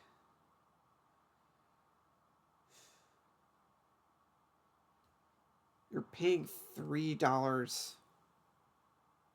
and a card for a delay. Delay would be great. I mean, if we had access to delay on this thing, it would be something that you definitely want.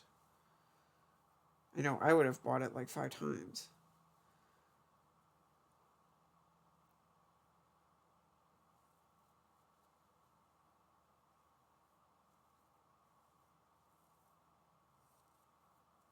I'm still just not really seeing it.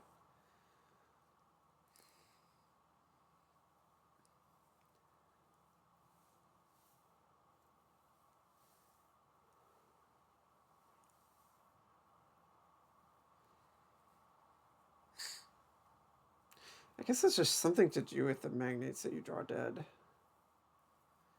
Maybe that just completely makes sense.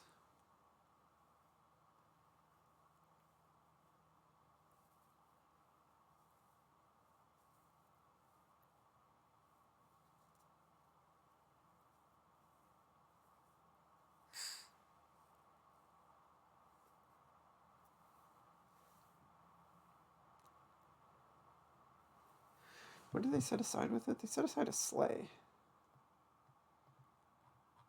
So I'm at the point of having like, what, 4 terminals? How's that working out for me? Maybe I was just supposed to take that contract there instead of magnate. Maybe I was supposed to do another damn caravan.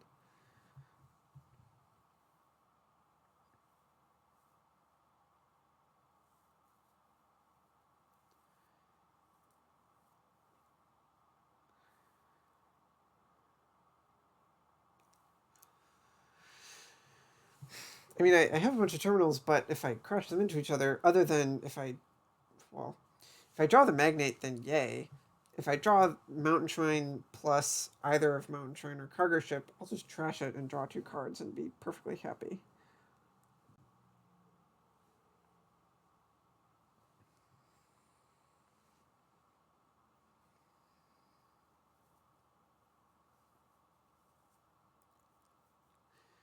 I'm kind of seeing the goodness of Contract. That first one didn't really do that much for them. I mean, Slay is perfectly good.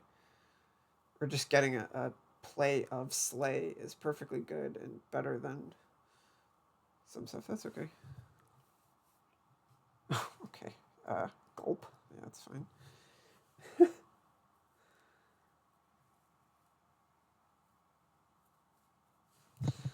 um, so what else is it?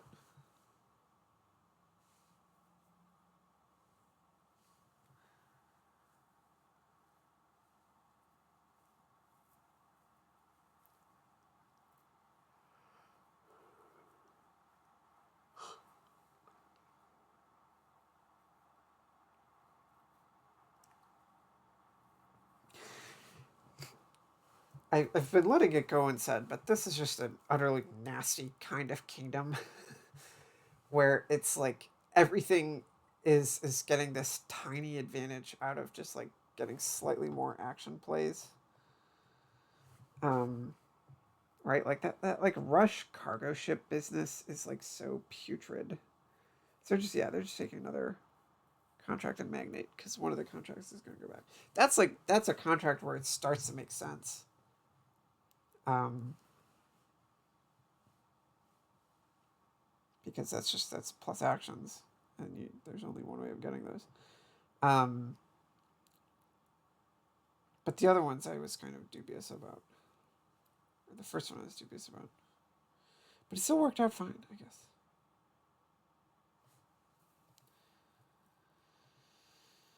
Right. So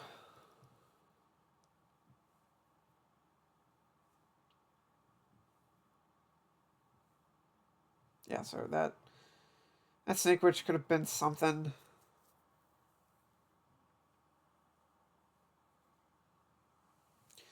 What would be funny is just rushing Snake Witches here.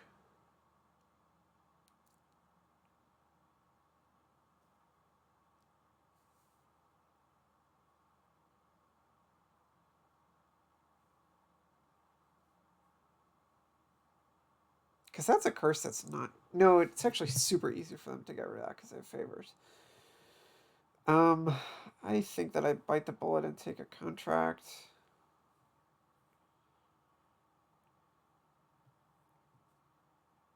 And I don't really want anything else. Or I could just take 2 caravans. For now.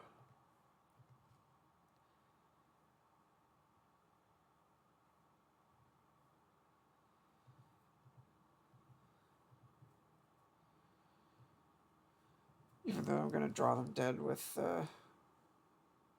Magnate, which is going to suck.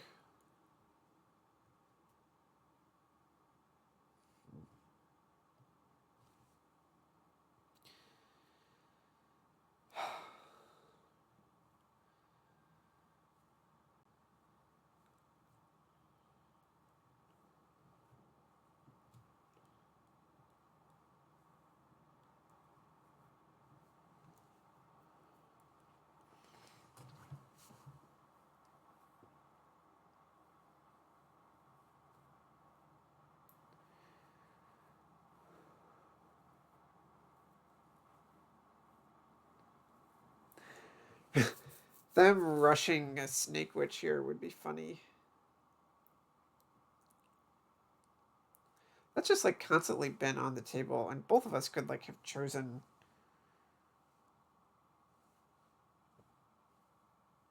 evil. It just never doesn't accomplish that much. It would accomplish more for them than it would for me, for sure.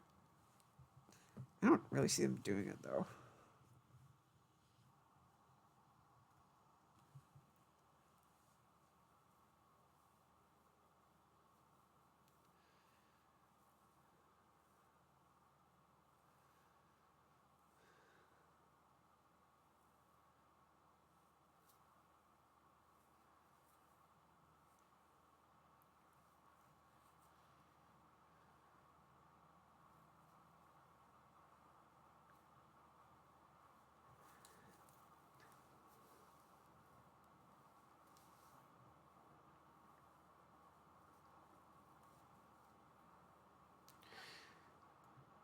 Interesting.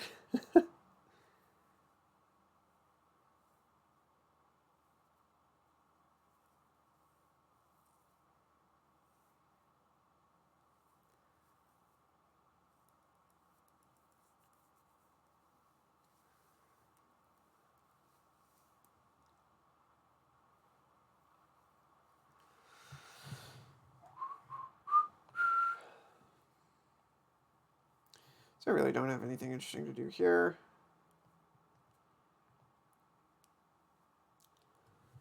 Could do that rush cargo ship thing. I like hate that, and it just puts a junk card in your deck. Not that I have any like really compelling alternatives. I do have to get a contract.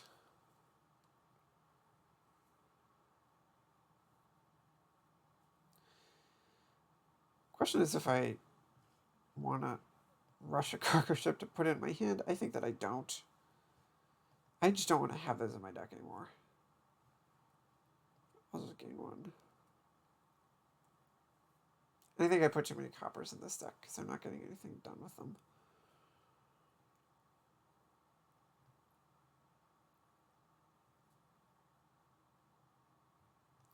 I don't know. I'm not going to need to do any coppers yet.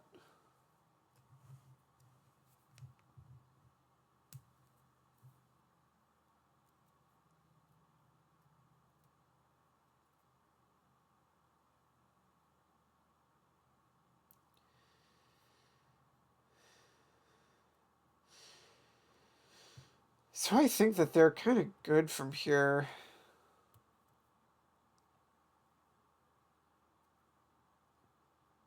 Like that magnate chaining is nice.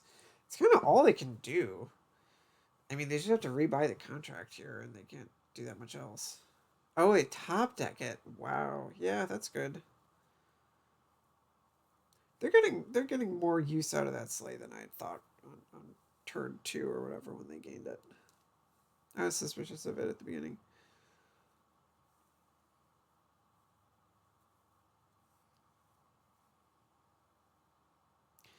That's it. If I end up doing that same thing, which is contract magnating, it's going to be really nice for me because I have the damn caravans. That mean that I draw more cards at the start of my dang turn.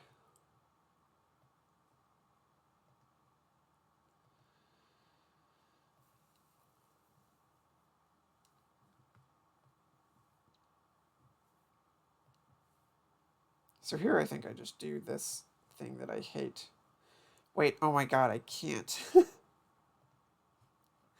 Because I was not counting my money right. So I think that I just buy another magnate.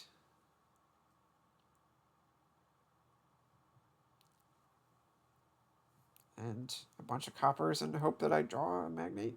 And if I do, then it's actually really nice.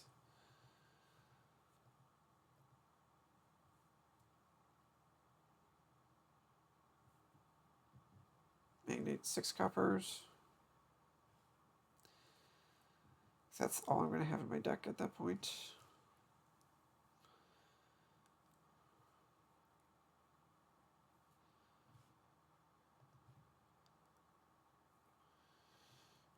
It's also not super bad if I just duration draw the, or if I just draw it with Mountain Shrine too. In fact, if I can trash Mountain Shrine here and then draw Magnate Terminal and then contract it, that would be really nice.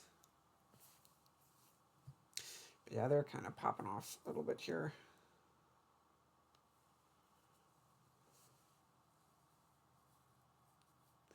I still get the distinct advantage of the caravan stuff.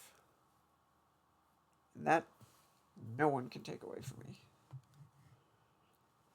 Oh yeah, they can just trash their cargo ships that are just sailing to nowhere. Here's the thing: is that we're like at the halfway point of this game, and we're also like on turn 9. It's like this game like utterly hustled into this like horrible state of just doing copper stuff.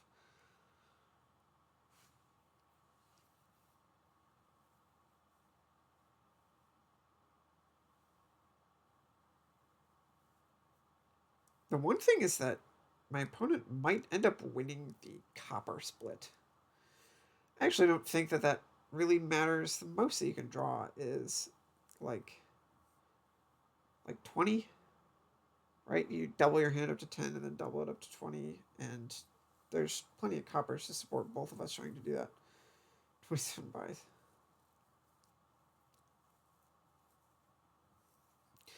The one thing is if they can, I mean, if you combine that with Caravan, or if you get multiple duration magnating things, then that starts to be really good.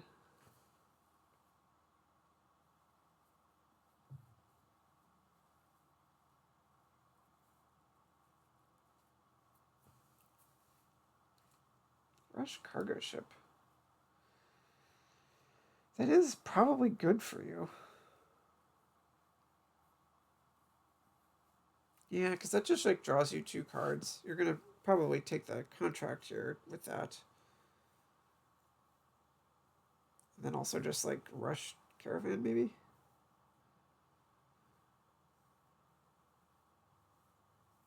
Or just get your 4th magnate. If you do rush Caravan, you can get like a ton of coppers. Okay, so you just take another contract and top deck it. Huh. That contract, I don't know what it's doing.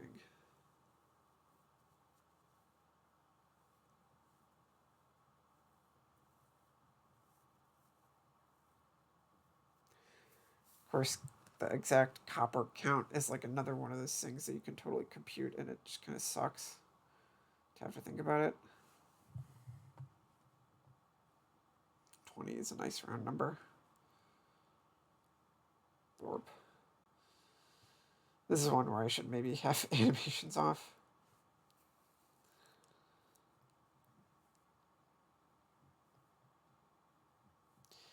There's actually like not much reason for me to even play the Magnate over Mountain Shrine, so I just won't do that.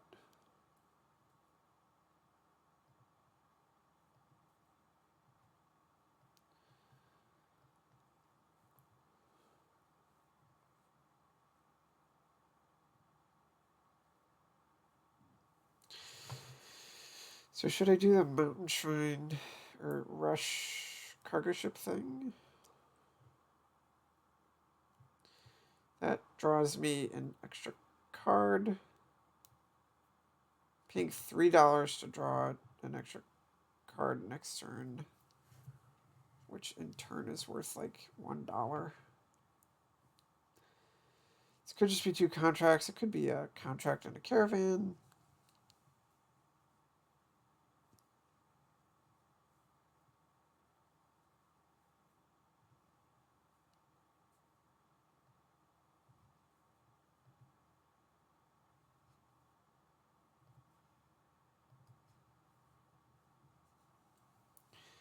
Here, I think I just buy all of the coppers that they'll let me walk out the room with.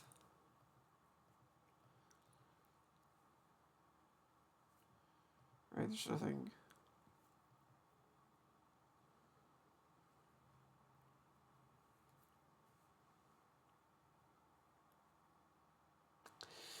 I guess there's one concern, which is whether I can succeed in drawing the other Magnate, which I didn't really think about.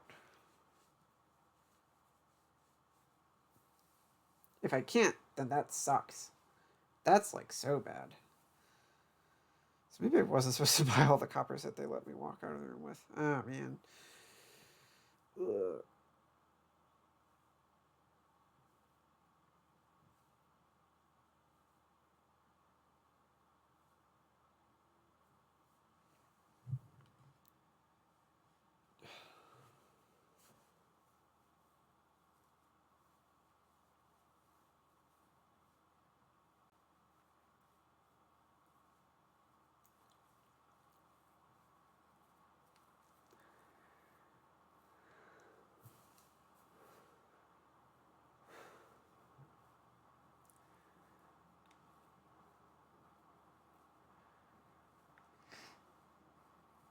So I didn't find a Magnate, is what I'm kind of gathering.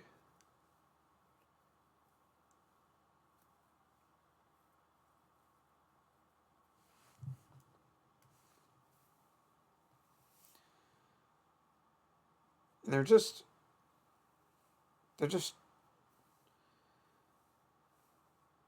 playing a contract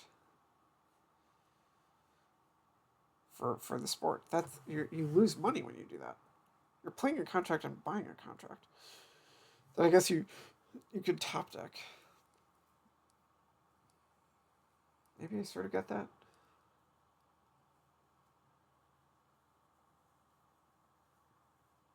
This is just ugly. this sucks. Another thing is that it spent so much time not being my turn. All right, let's get these speeded up, please.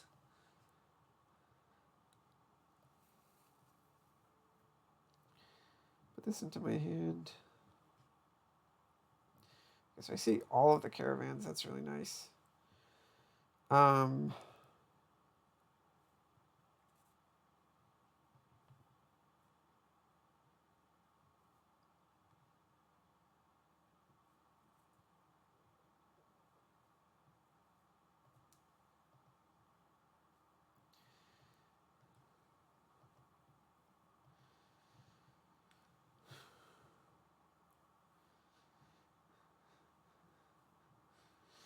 So I'm fortunate enough that I'm very likely to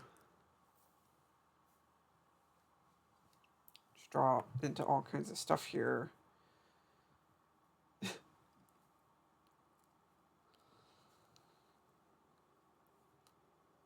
So I can probably just like buy all the things that I want.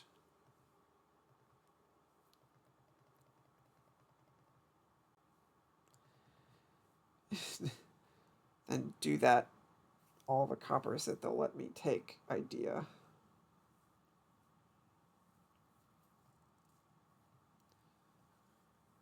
So it will suck if I don't find the magnate, and I don't have an extra one. I guess I do have one to spare. So yeah, let's just do this.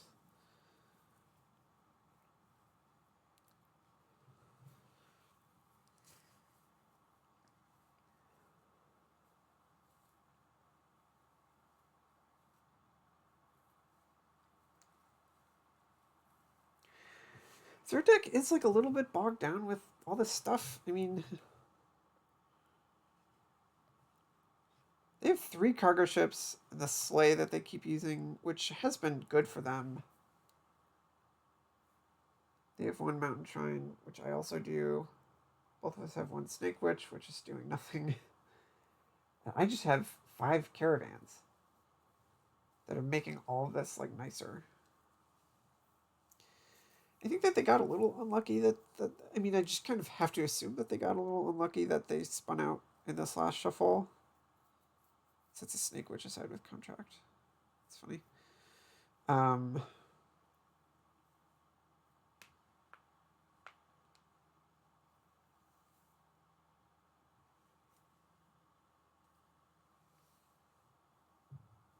Another rush cargo ship. So you have to get the magnet. Yeah, that'll work for you though.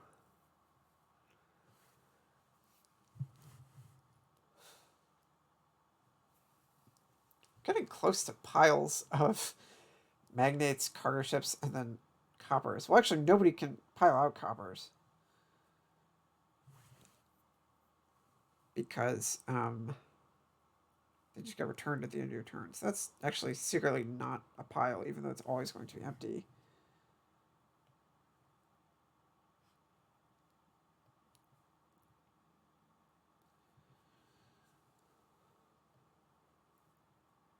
Nothing special to do here.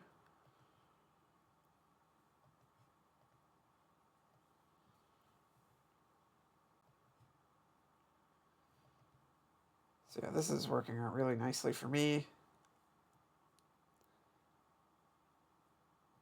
I should definitely have thought about whether I do that exactly. Because now every copper that I play I can't put back. So definitely playing like at least, for example, 1, 2, 3, 4, 5, 6. Well, technically less than that even. But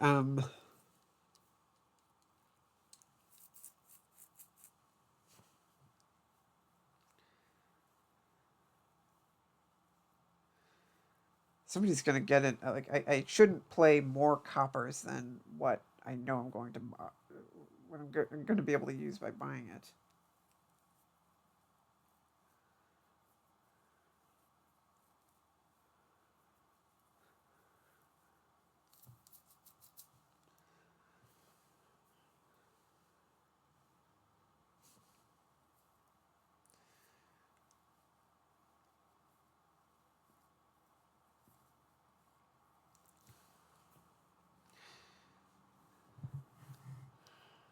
I would be happy to set aside both a magnate and a contract. So let's see. Paying 3 for each of those cargo ships. But then further than that, you kind of have to ask, like, what are you doing from there? It's like now we're at the point of like just wheel spinning. So when do I get a profits? Because I need those to win the game.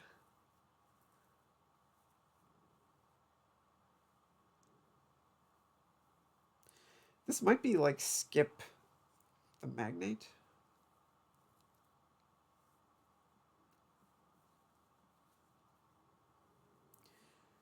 And just duration or just set aside a contract.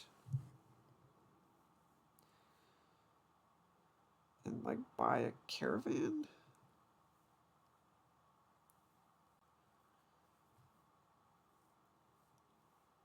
Buy 2 caravans.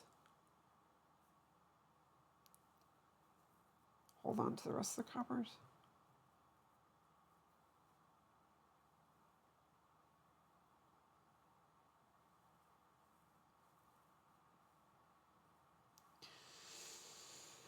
This sucks. Who picked this kingdom? Ugh.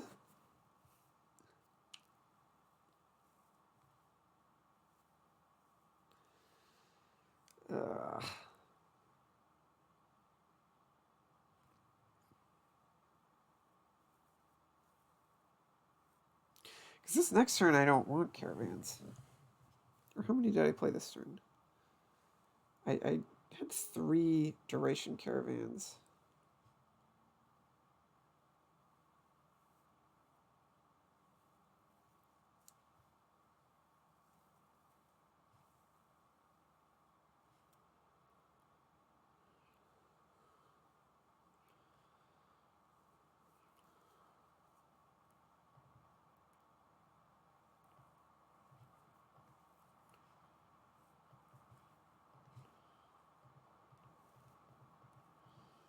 I think that I just like waste all these coppers doing nothing.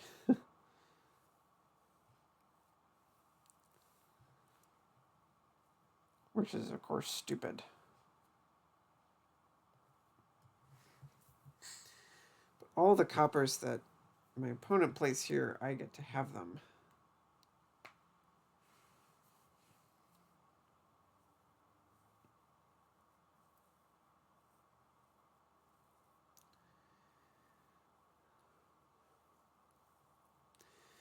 And then since I like have the more stable deck with caravan stuff,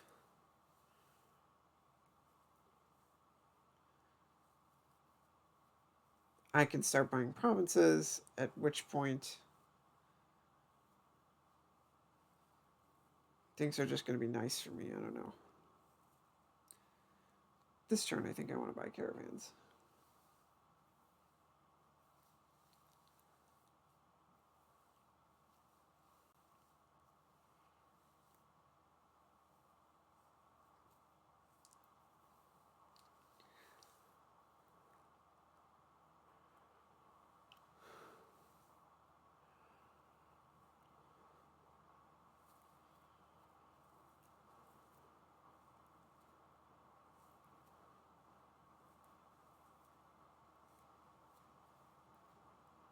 I wonder if yurikamome has ever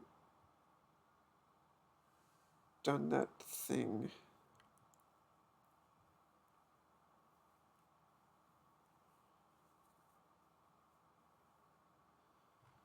Or they just underplay the coppers. I have not thought about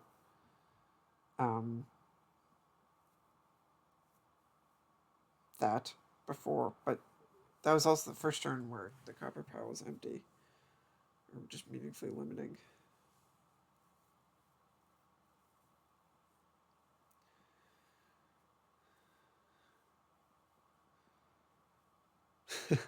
So yeah, they're in that same conundrum where they have to think about how many coppers they're playing because you can't play all of them because, you know, then you're just handing them over to me.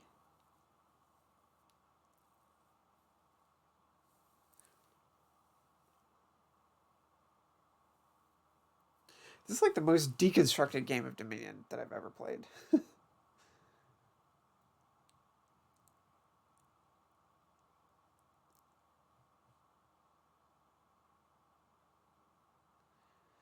Like if this game has like a protracted end game, I'm gonna like pee my pants and cry.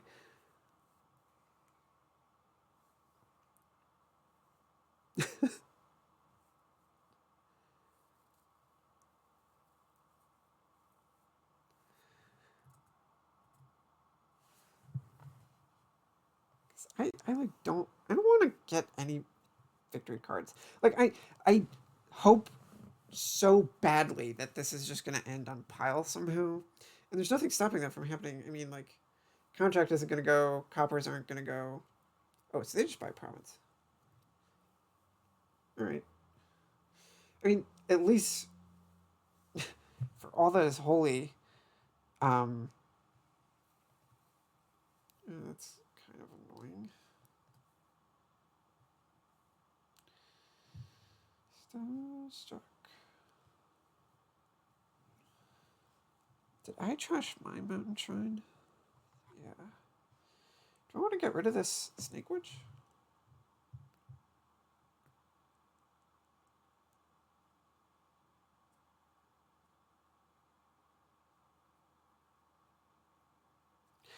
I would call it pretty clearly worse than not having it. There's not much left that I'm going to want to trash.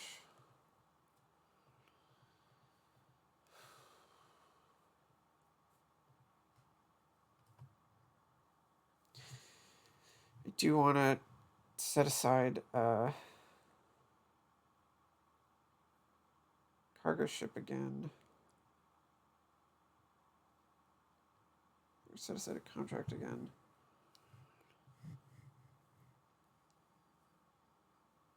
And then just walk out with more coppers than I walked in with. I could buy a caravan, but once again, I don't have any need to do that.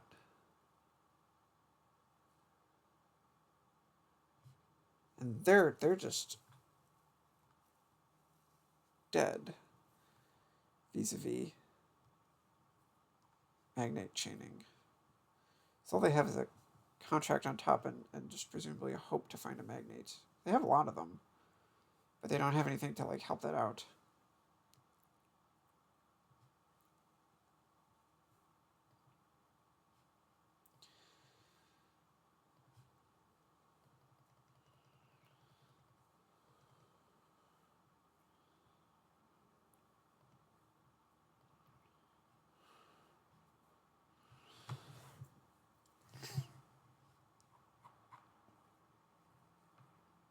They did find one, but then the question is, do they find another one to contract?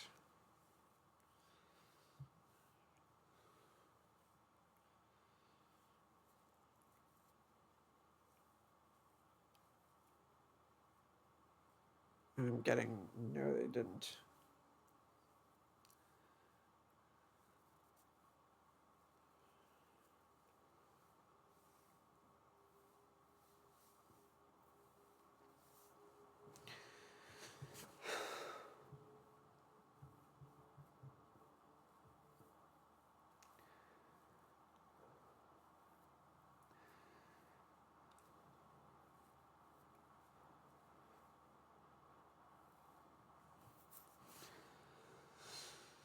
Yeah, I like my caravansary of caravans that is letting me play with a minimum amount of magnates, which is 3.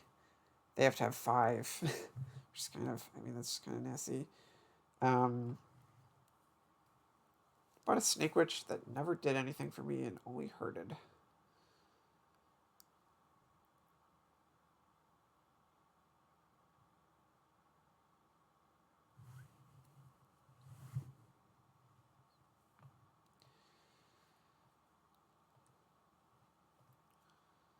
Darn. That, on the other hand, sucks. I'm also not finding my caravan. That's bad. All right, so I'm in the same boat now, awesomely.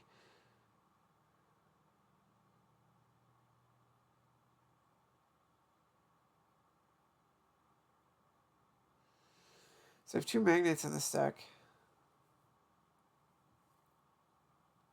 Not really compelled to draw all of them.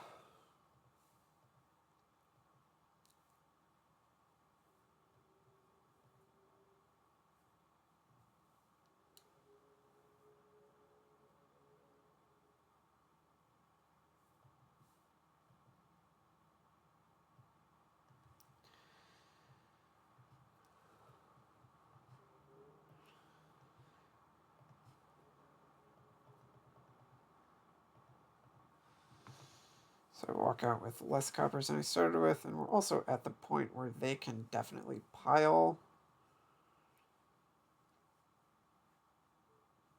Not definitely. They can pile and win, and if things work out for them, they'll be able to afford it. This is kind of gnarly. Well, it has happened one way.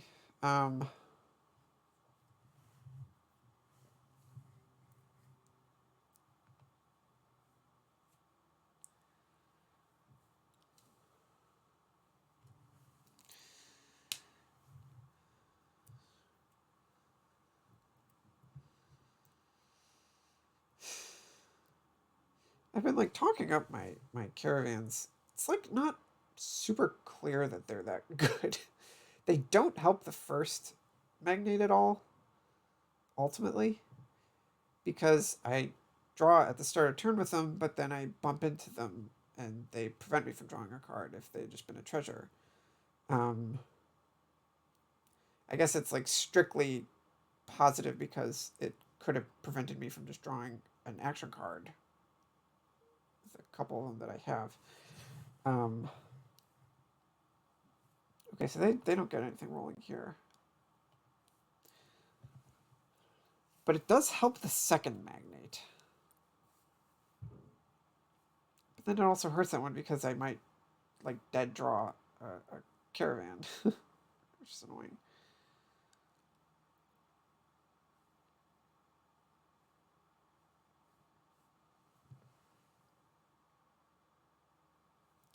Yeah, so I would just want to buy a province soon.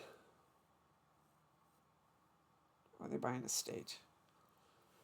So yeah, magnate, and 4 estates or 7 estates wins for them. Whoa.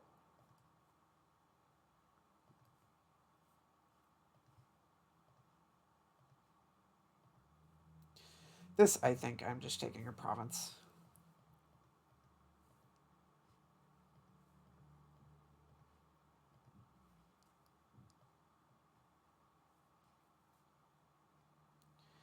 So yeah, these caravans are annoying. I guess I'm forgetting that caravan just draws you a card automatically, or that's just what it does, and that's helpful.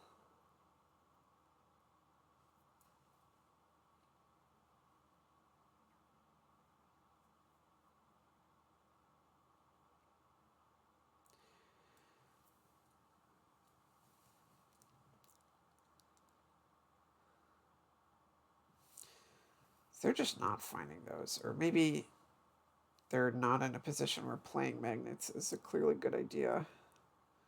If they just like bottom decked a pile of magnates, which is kind of what it looks like had to have happened, then that sucks.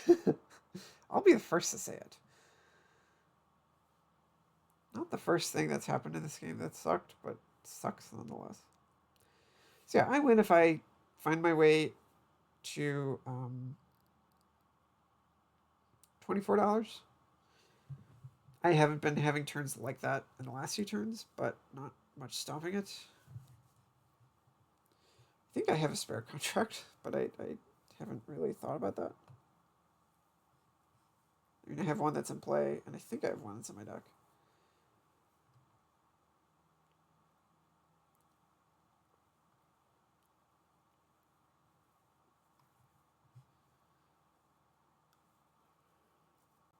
My opponent has been like passing the same two contracts forward in the turn over and over again.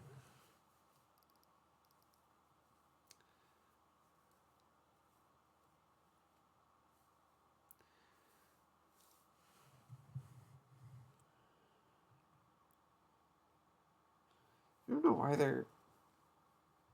I feel like they like left one in the pile before.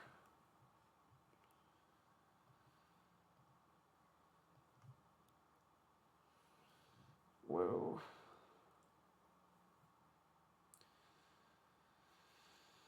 This isn't enough to win.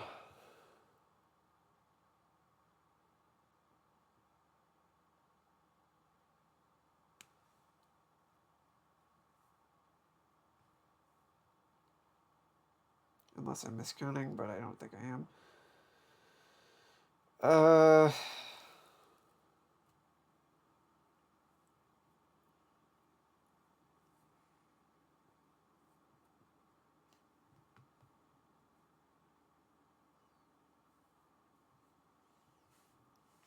I mean, this is not a situation where I can track who has what contracts by looking at the log. And I don't want to do that. Is this like one where I rush a caravan or something?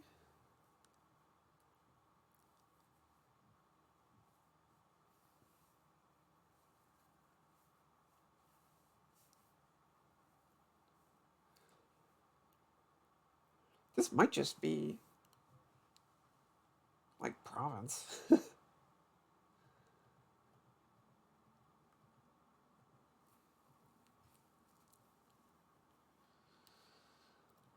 Exchange 5 coppers for a province.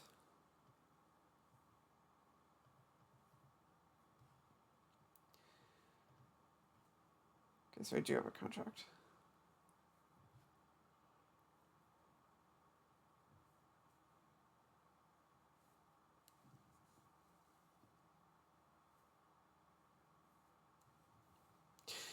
I think that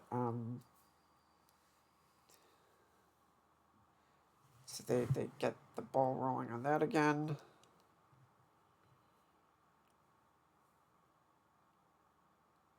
Shit.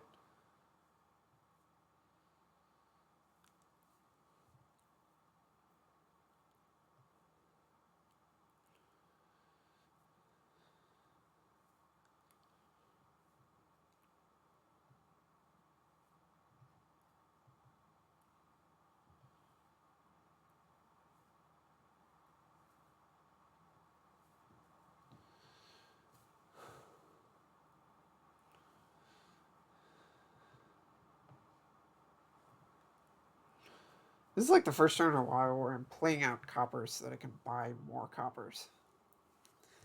So I have a confirmed magnate on the bottom, I think.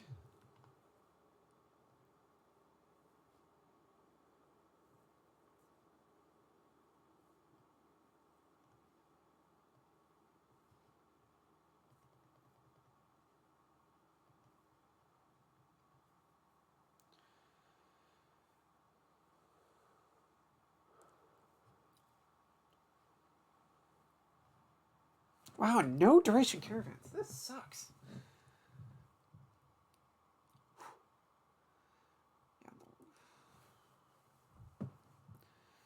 And somehow they got rolling again. I don't get it. I don't know why. I don't know why like anything has happened in this game, even though there's been like so many things that are pretty straightforward. So they're not rolling again though.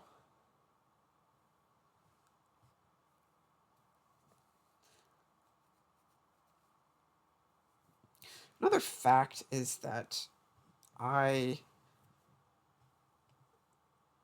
am now kind of like not the minimum amount of magnates that I have, which is 3, is not quite supporting me anymore.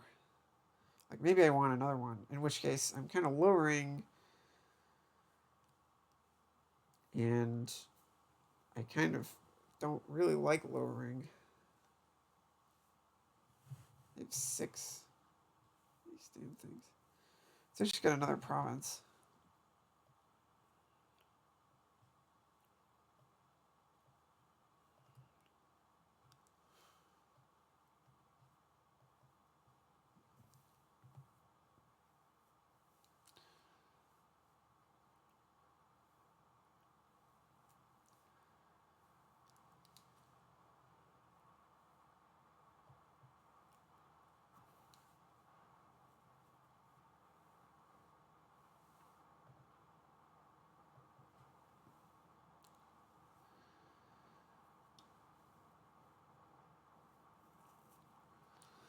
So I'm definitely hoping to find a magnate here naturally.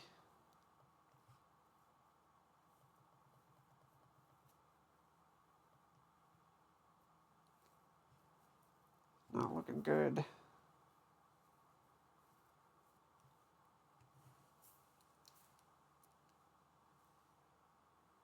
Darn. So I'm reclaiming a bunch of the coppers.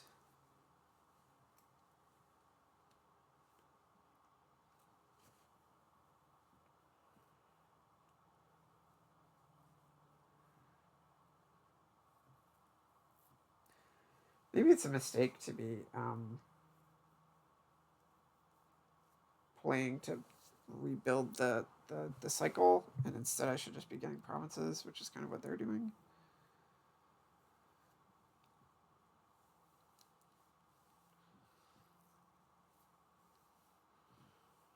It's not good to try to get points other than with provinces.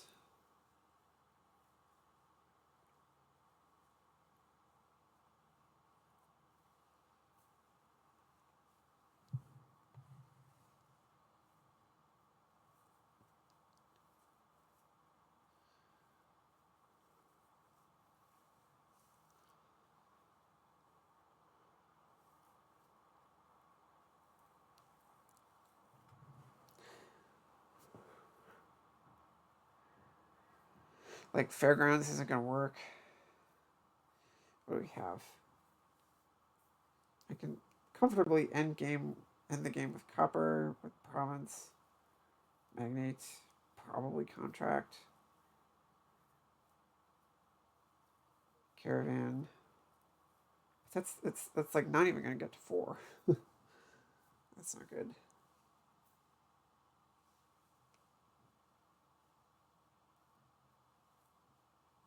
How many minutes of my life have been spent on this game? Anybody keeping track?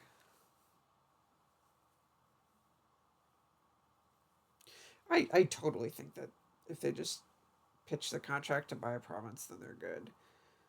Um, Feasibly, they struggle to get another province. Even so, I mean, I have a lot to do to make that up. Like if they just ship the province, or get rid of the contract, buy a province, that might be a death knell for them getting rolling again. Really hard to say. I mean, really, really hard to say, of course.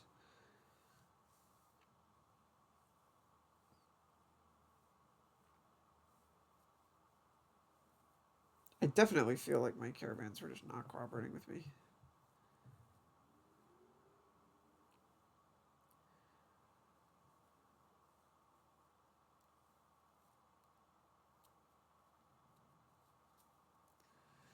I mean, I don't know if what I've been observing is just that caravans do not cooperate with this deck that well in general. I just feel like I'm drawing them out at the right time. Slightly more than I would expect. I definitely will want another magnate if I'm gonna kind of take the copper command home. Um, and then that's also like lowering pretty nastily.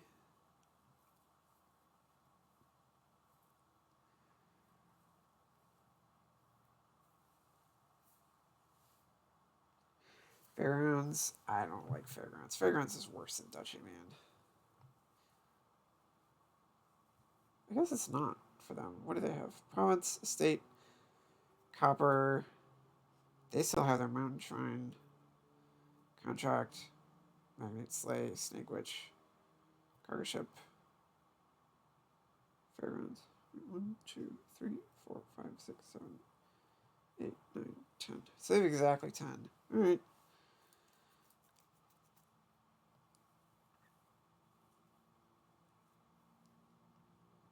There's no order.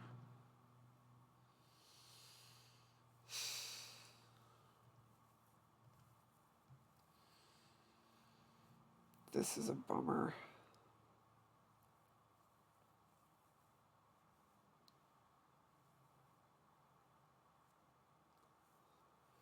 Because now what's going to happen is that I get my like really big gnarly contract hand,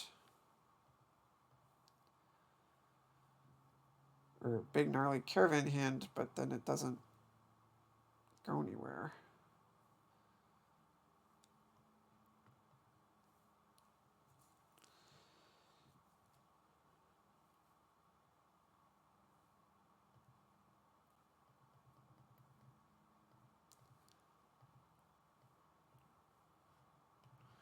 I'm gonna like collide a couple magnates. Oh, and the province too. So I definitely will have another magnate in this hand. The question is whether I can find the other contract too, and I don't think that I can. I've been like slowly eking out profits of coppers, but I haven't been doing anything with it.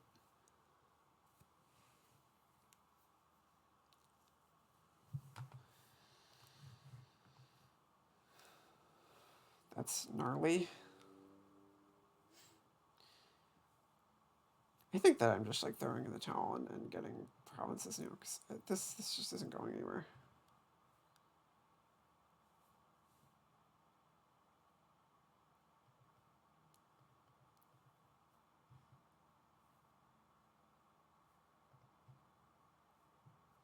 This just sucks.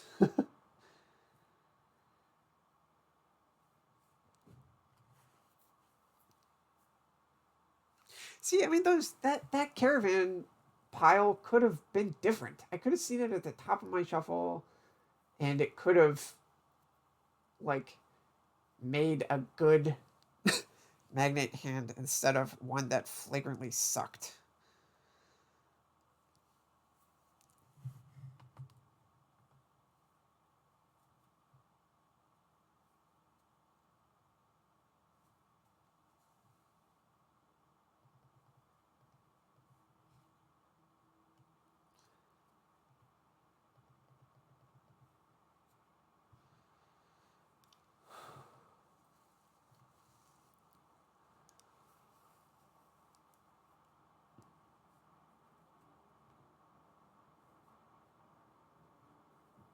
Wow, 45 cards. I'll have to see how many are in mine. Counting House would blow this kingdom wide open. Is that true? Would you even gain like one of them? I feel like you would. So they're gonna instantly get a good turn, I think.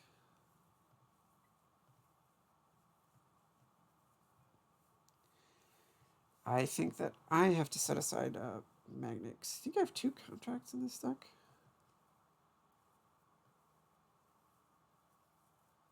Oh, and I played 2 caravans, yeah, so that'll be potentially good.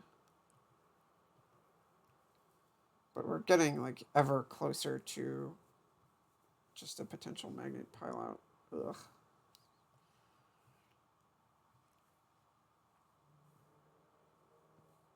My one saving grace is that they have kind of a lot of victory cards at this point, but I don't think that that's working out for me.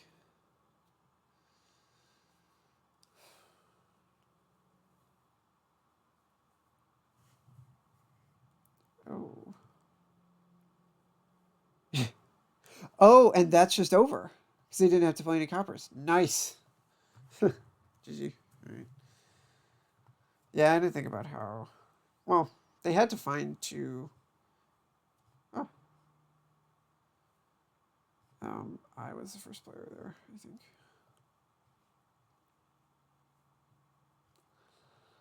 They had to find two contracts, which was kind of lucky and not super likely. Two contracts and a cargo ship. So yeah, that. Sure. Yeah. What time is it?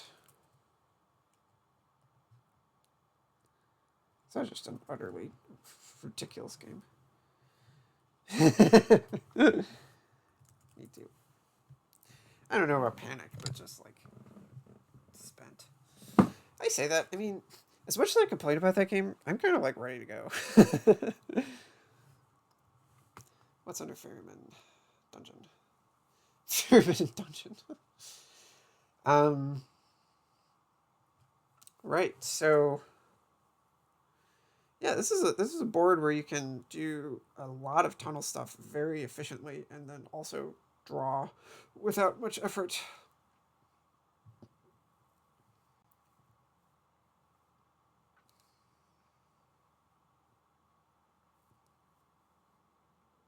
Yes, things just fell apart for me in that game. I'm content saying that it's not a stain on my record as a Dominion player if I admit that I like don't understand what the fuck made everything go south for me.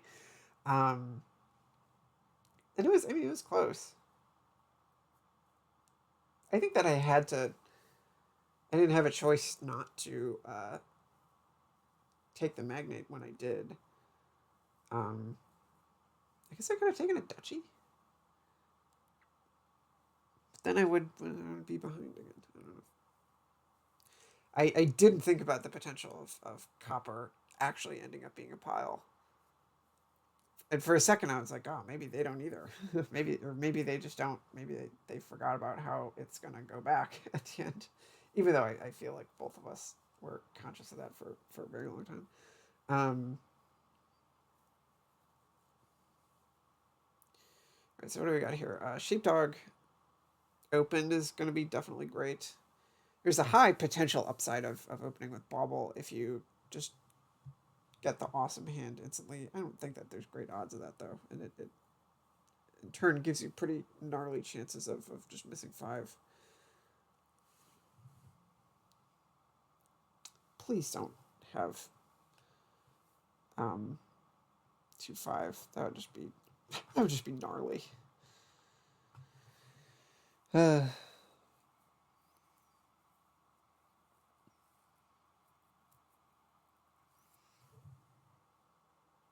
I think it's just Sheepdog Silver for me. Sheepdog is eventually going to be a really, really strong card. I mean, it's eventually going to be the draw. Guard Dog could be better at some point if you're dungeoning, like if you're playing dungeon during your turn. But I feel like you're not gonna struggle to spend the villagers, or rather you're gonna like chew through them pretty aggressively if you do just guard dog stuff. Like one guard dog is probably better um, than a sheepdog. Like you can have like 4 sheepdogs and 1 guard dog. Most likely, I mean, sheepdogs are gonna pile, and then you're just gonna take guard dogs because they're there. You might even do it first.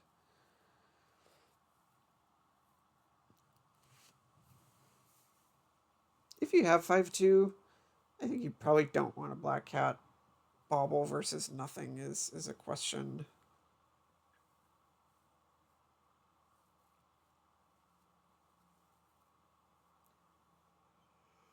I go with the Bauble. Okay, so they go Bauble Sheepdog. I hate that. Oh, and I hate that it worked. You're kidding.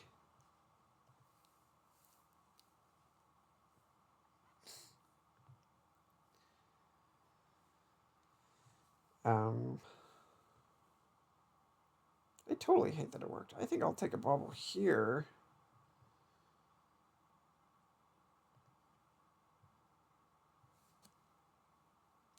Come on. Alright, this game might be a lot more straightforward. I would prefer the second recruiter over the ferryman. I mean, you had to get the ferryman going at some point. Slightly different for me.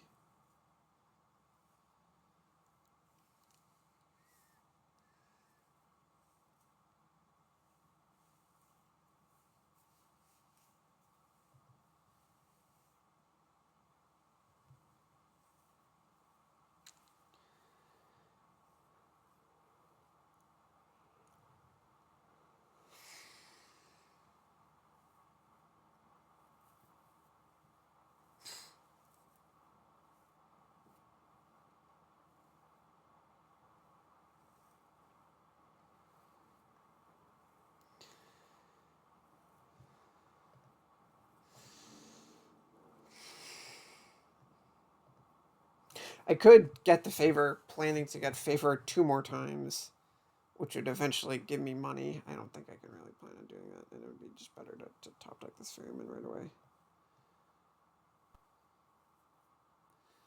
I don't know about the dungeon, though. I guess I'll discard that.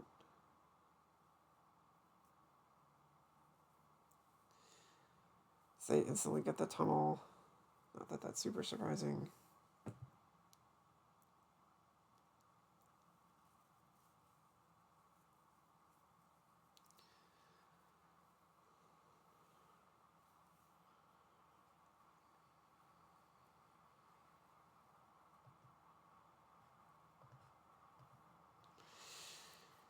And I just missed the ferryman, or I missed the recruiters. I think that I just have to fetch a tunnel here, but this is a horrible draw.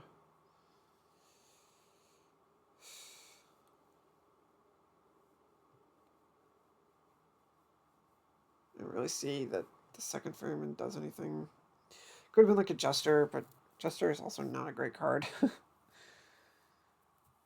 Here fall first.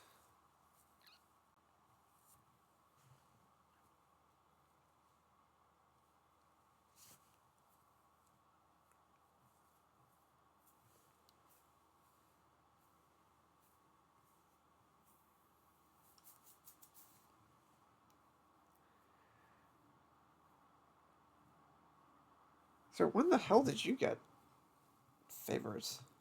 What? When did that happen?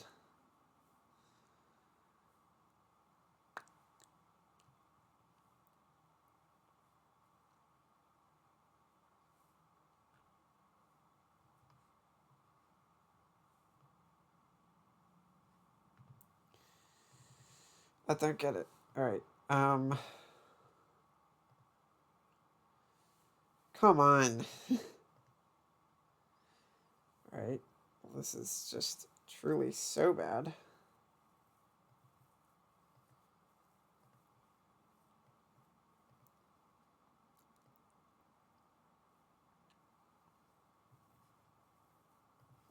Take my second tunnel and my second sheepdog. This is just so bad.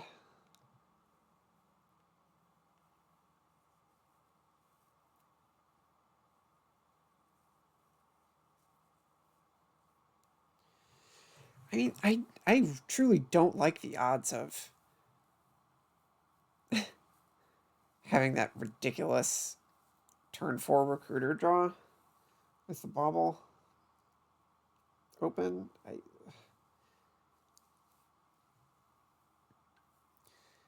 If you get that draw on turn 4, it doesn't really count for much. It just means that you're guaranteed seeing the recruiter as soon as you could in the third shuffle, which is nice. It just means that you're not going to bottom deck it, and that the sheepdog is going to work out. And there's so many outcomes where that just means that you don't get to buy a recruiter. I mean, like, Moat Copper as your opening. I don't know what the odds of that hits 5 are, but it's like not it's not much better than like 60.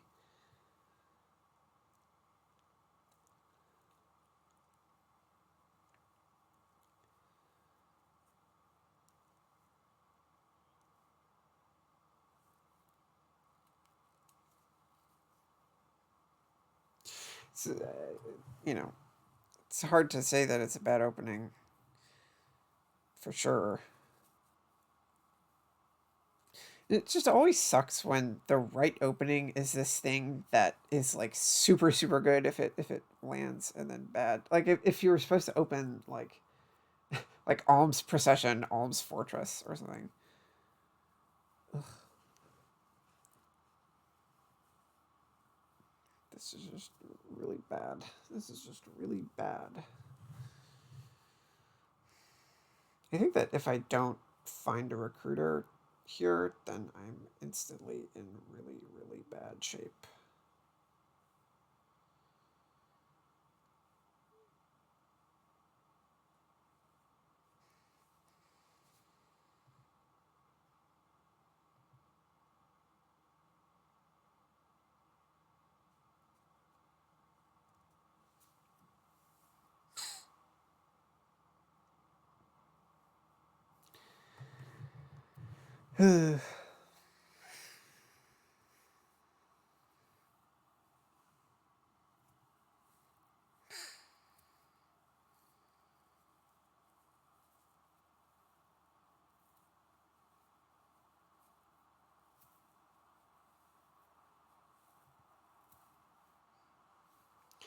Maybe what I'm slightly underrating is Bauble for coin and favor in the opening.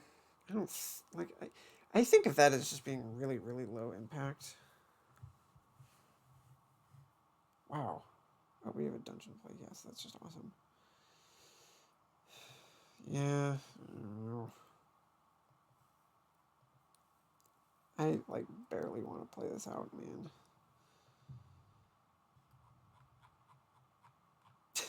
It's we react 5 sheepdogs.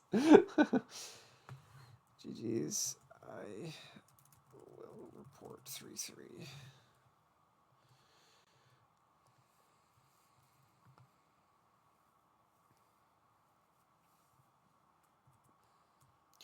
Yeah, so I'm a total of 6-6 this season so far.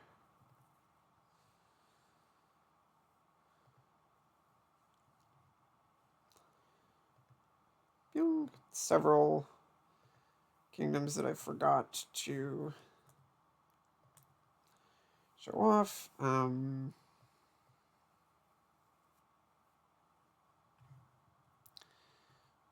Control page up YouTube. Let me see if I can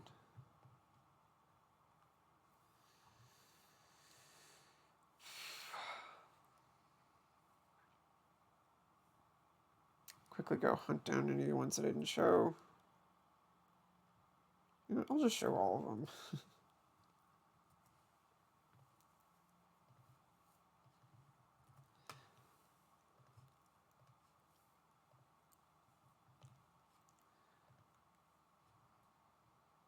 Yeah.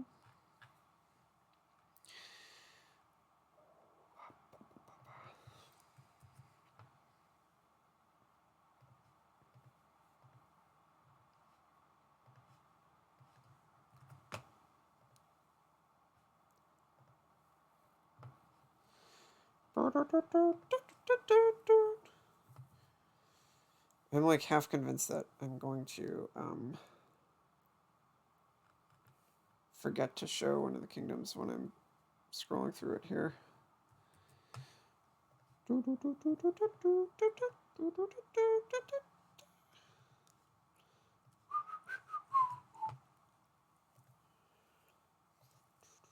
I also have to make sure that I don't click load from end on any of these, because then it'll be like a big spoiler.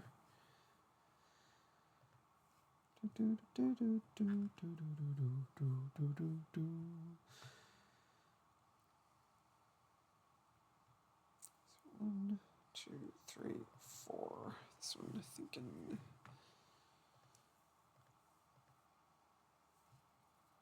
I'll say that that Witch Hut game went about as nastily as that. Ah, no. Load from 0, please. That's how this game did.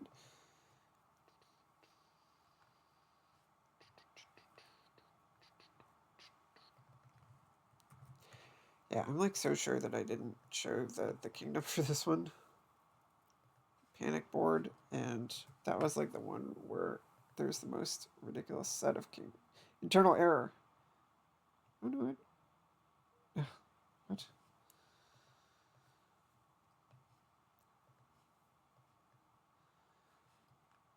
Like doesn't like that one.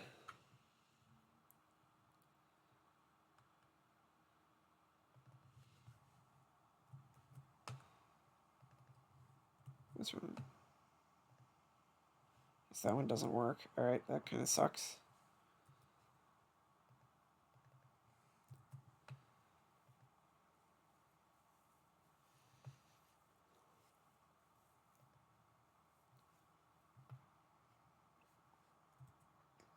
Is there a way, like, I can just find the board for that?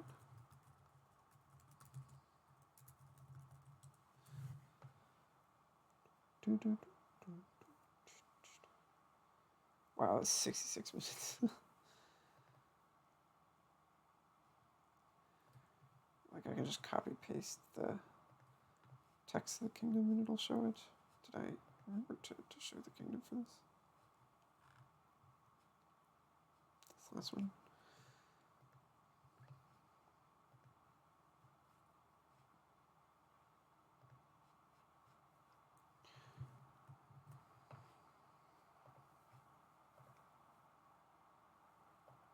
Crud.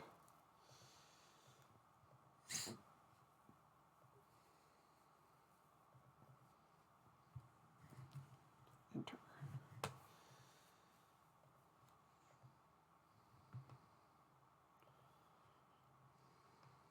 This one's a doozy. These are kind of small text. Alright, that'll be all. Signing off.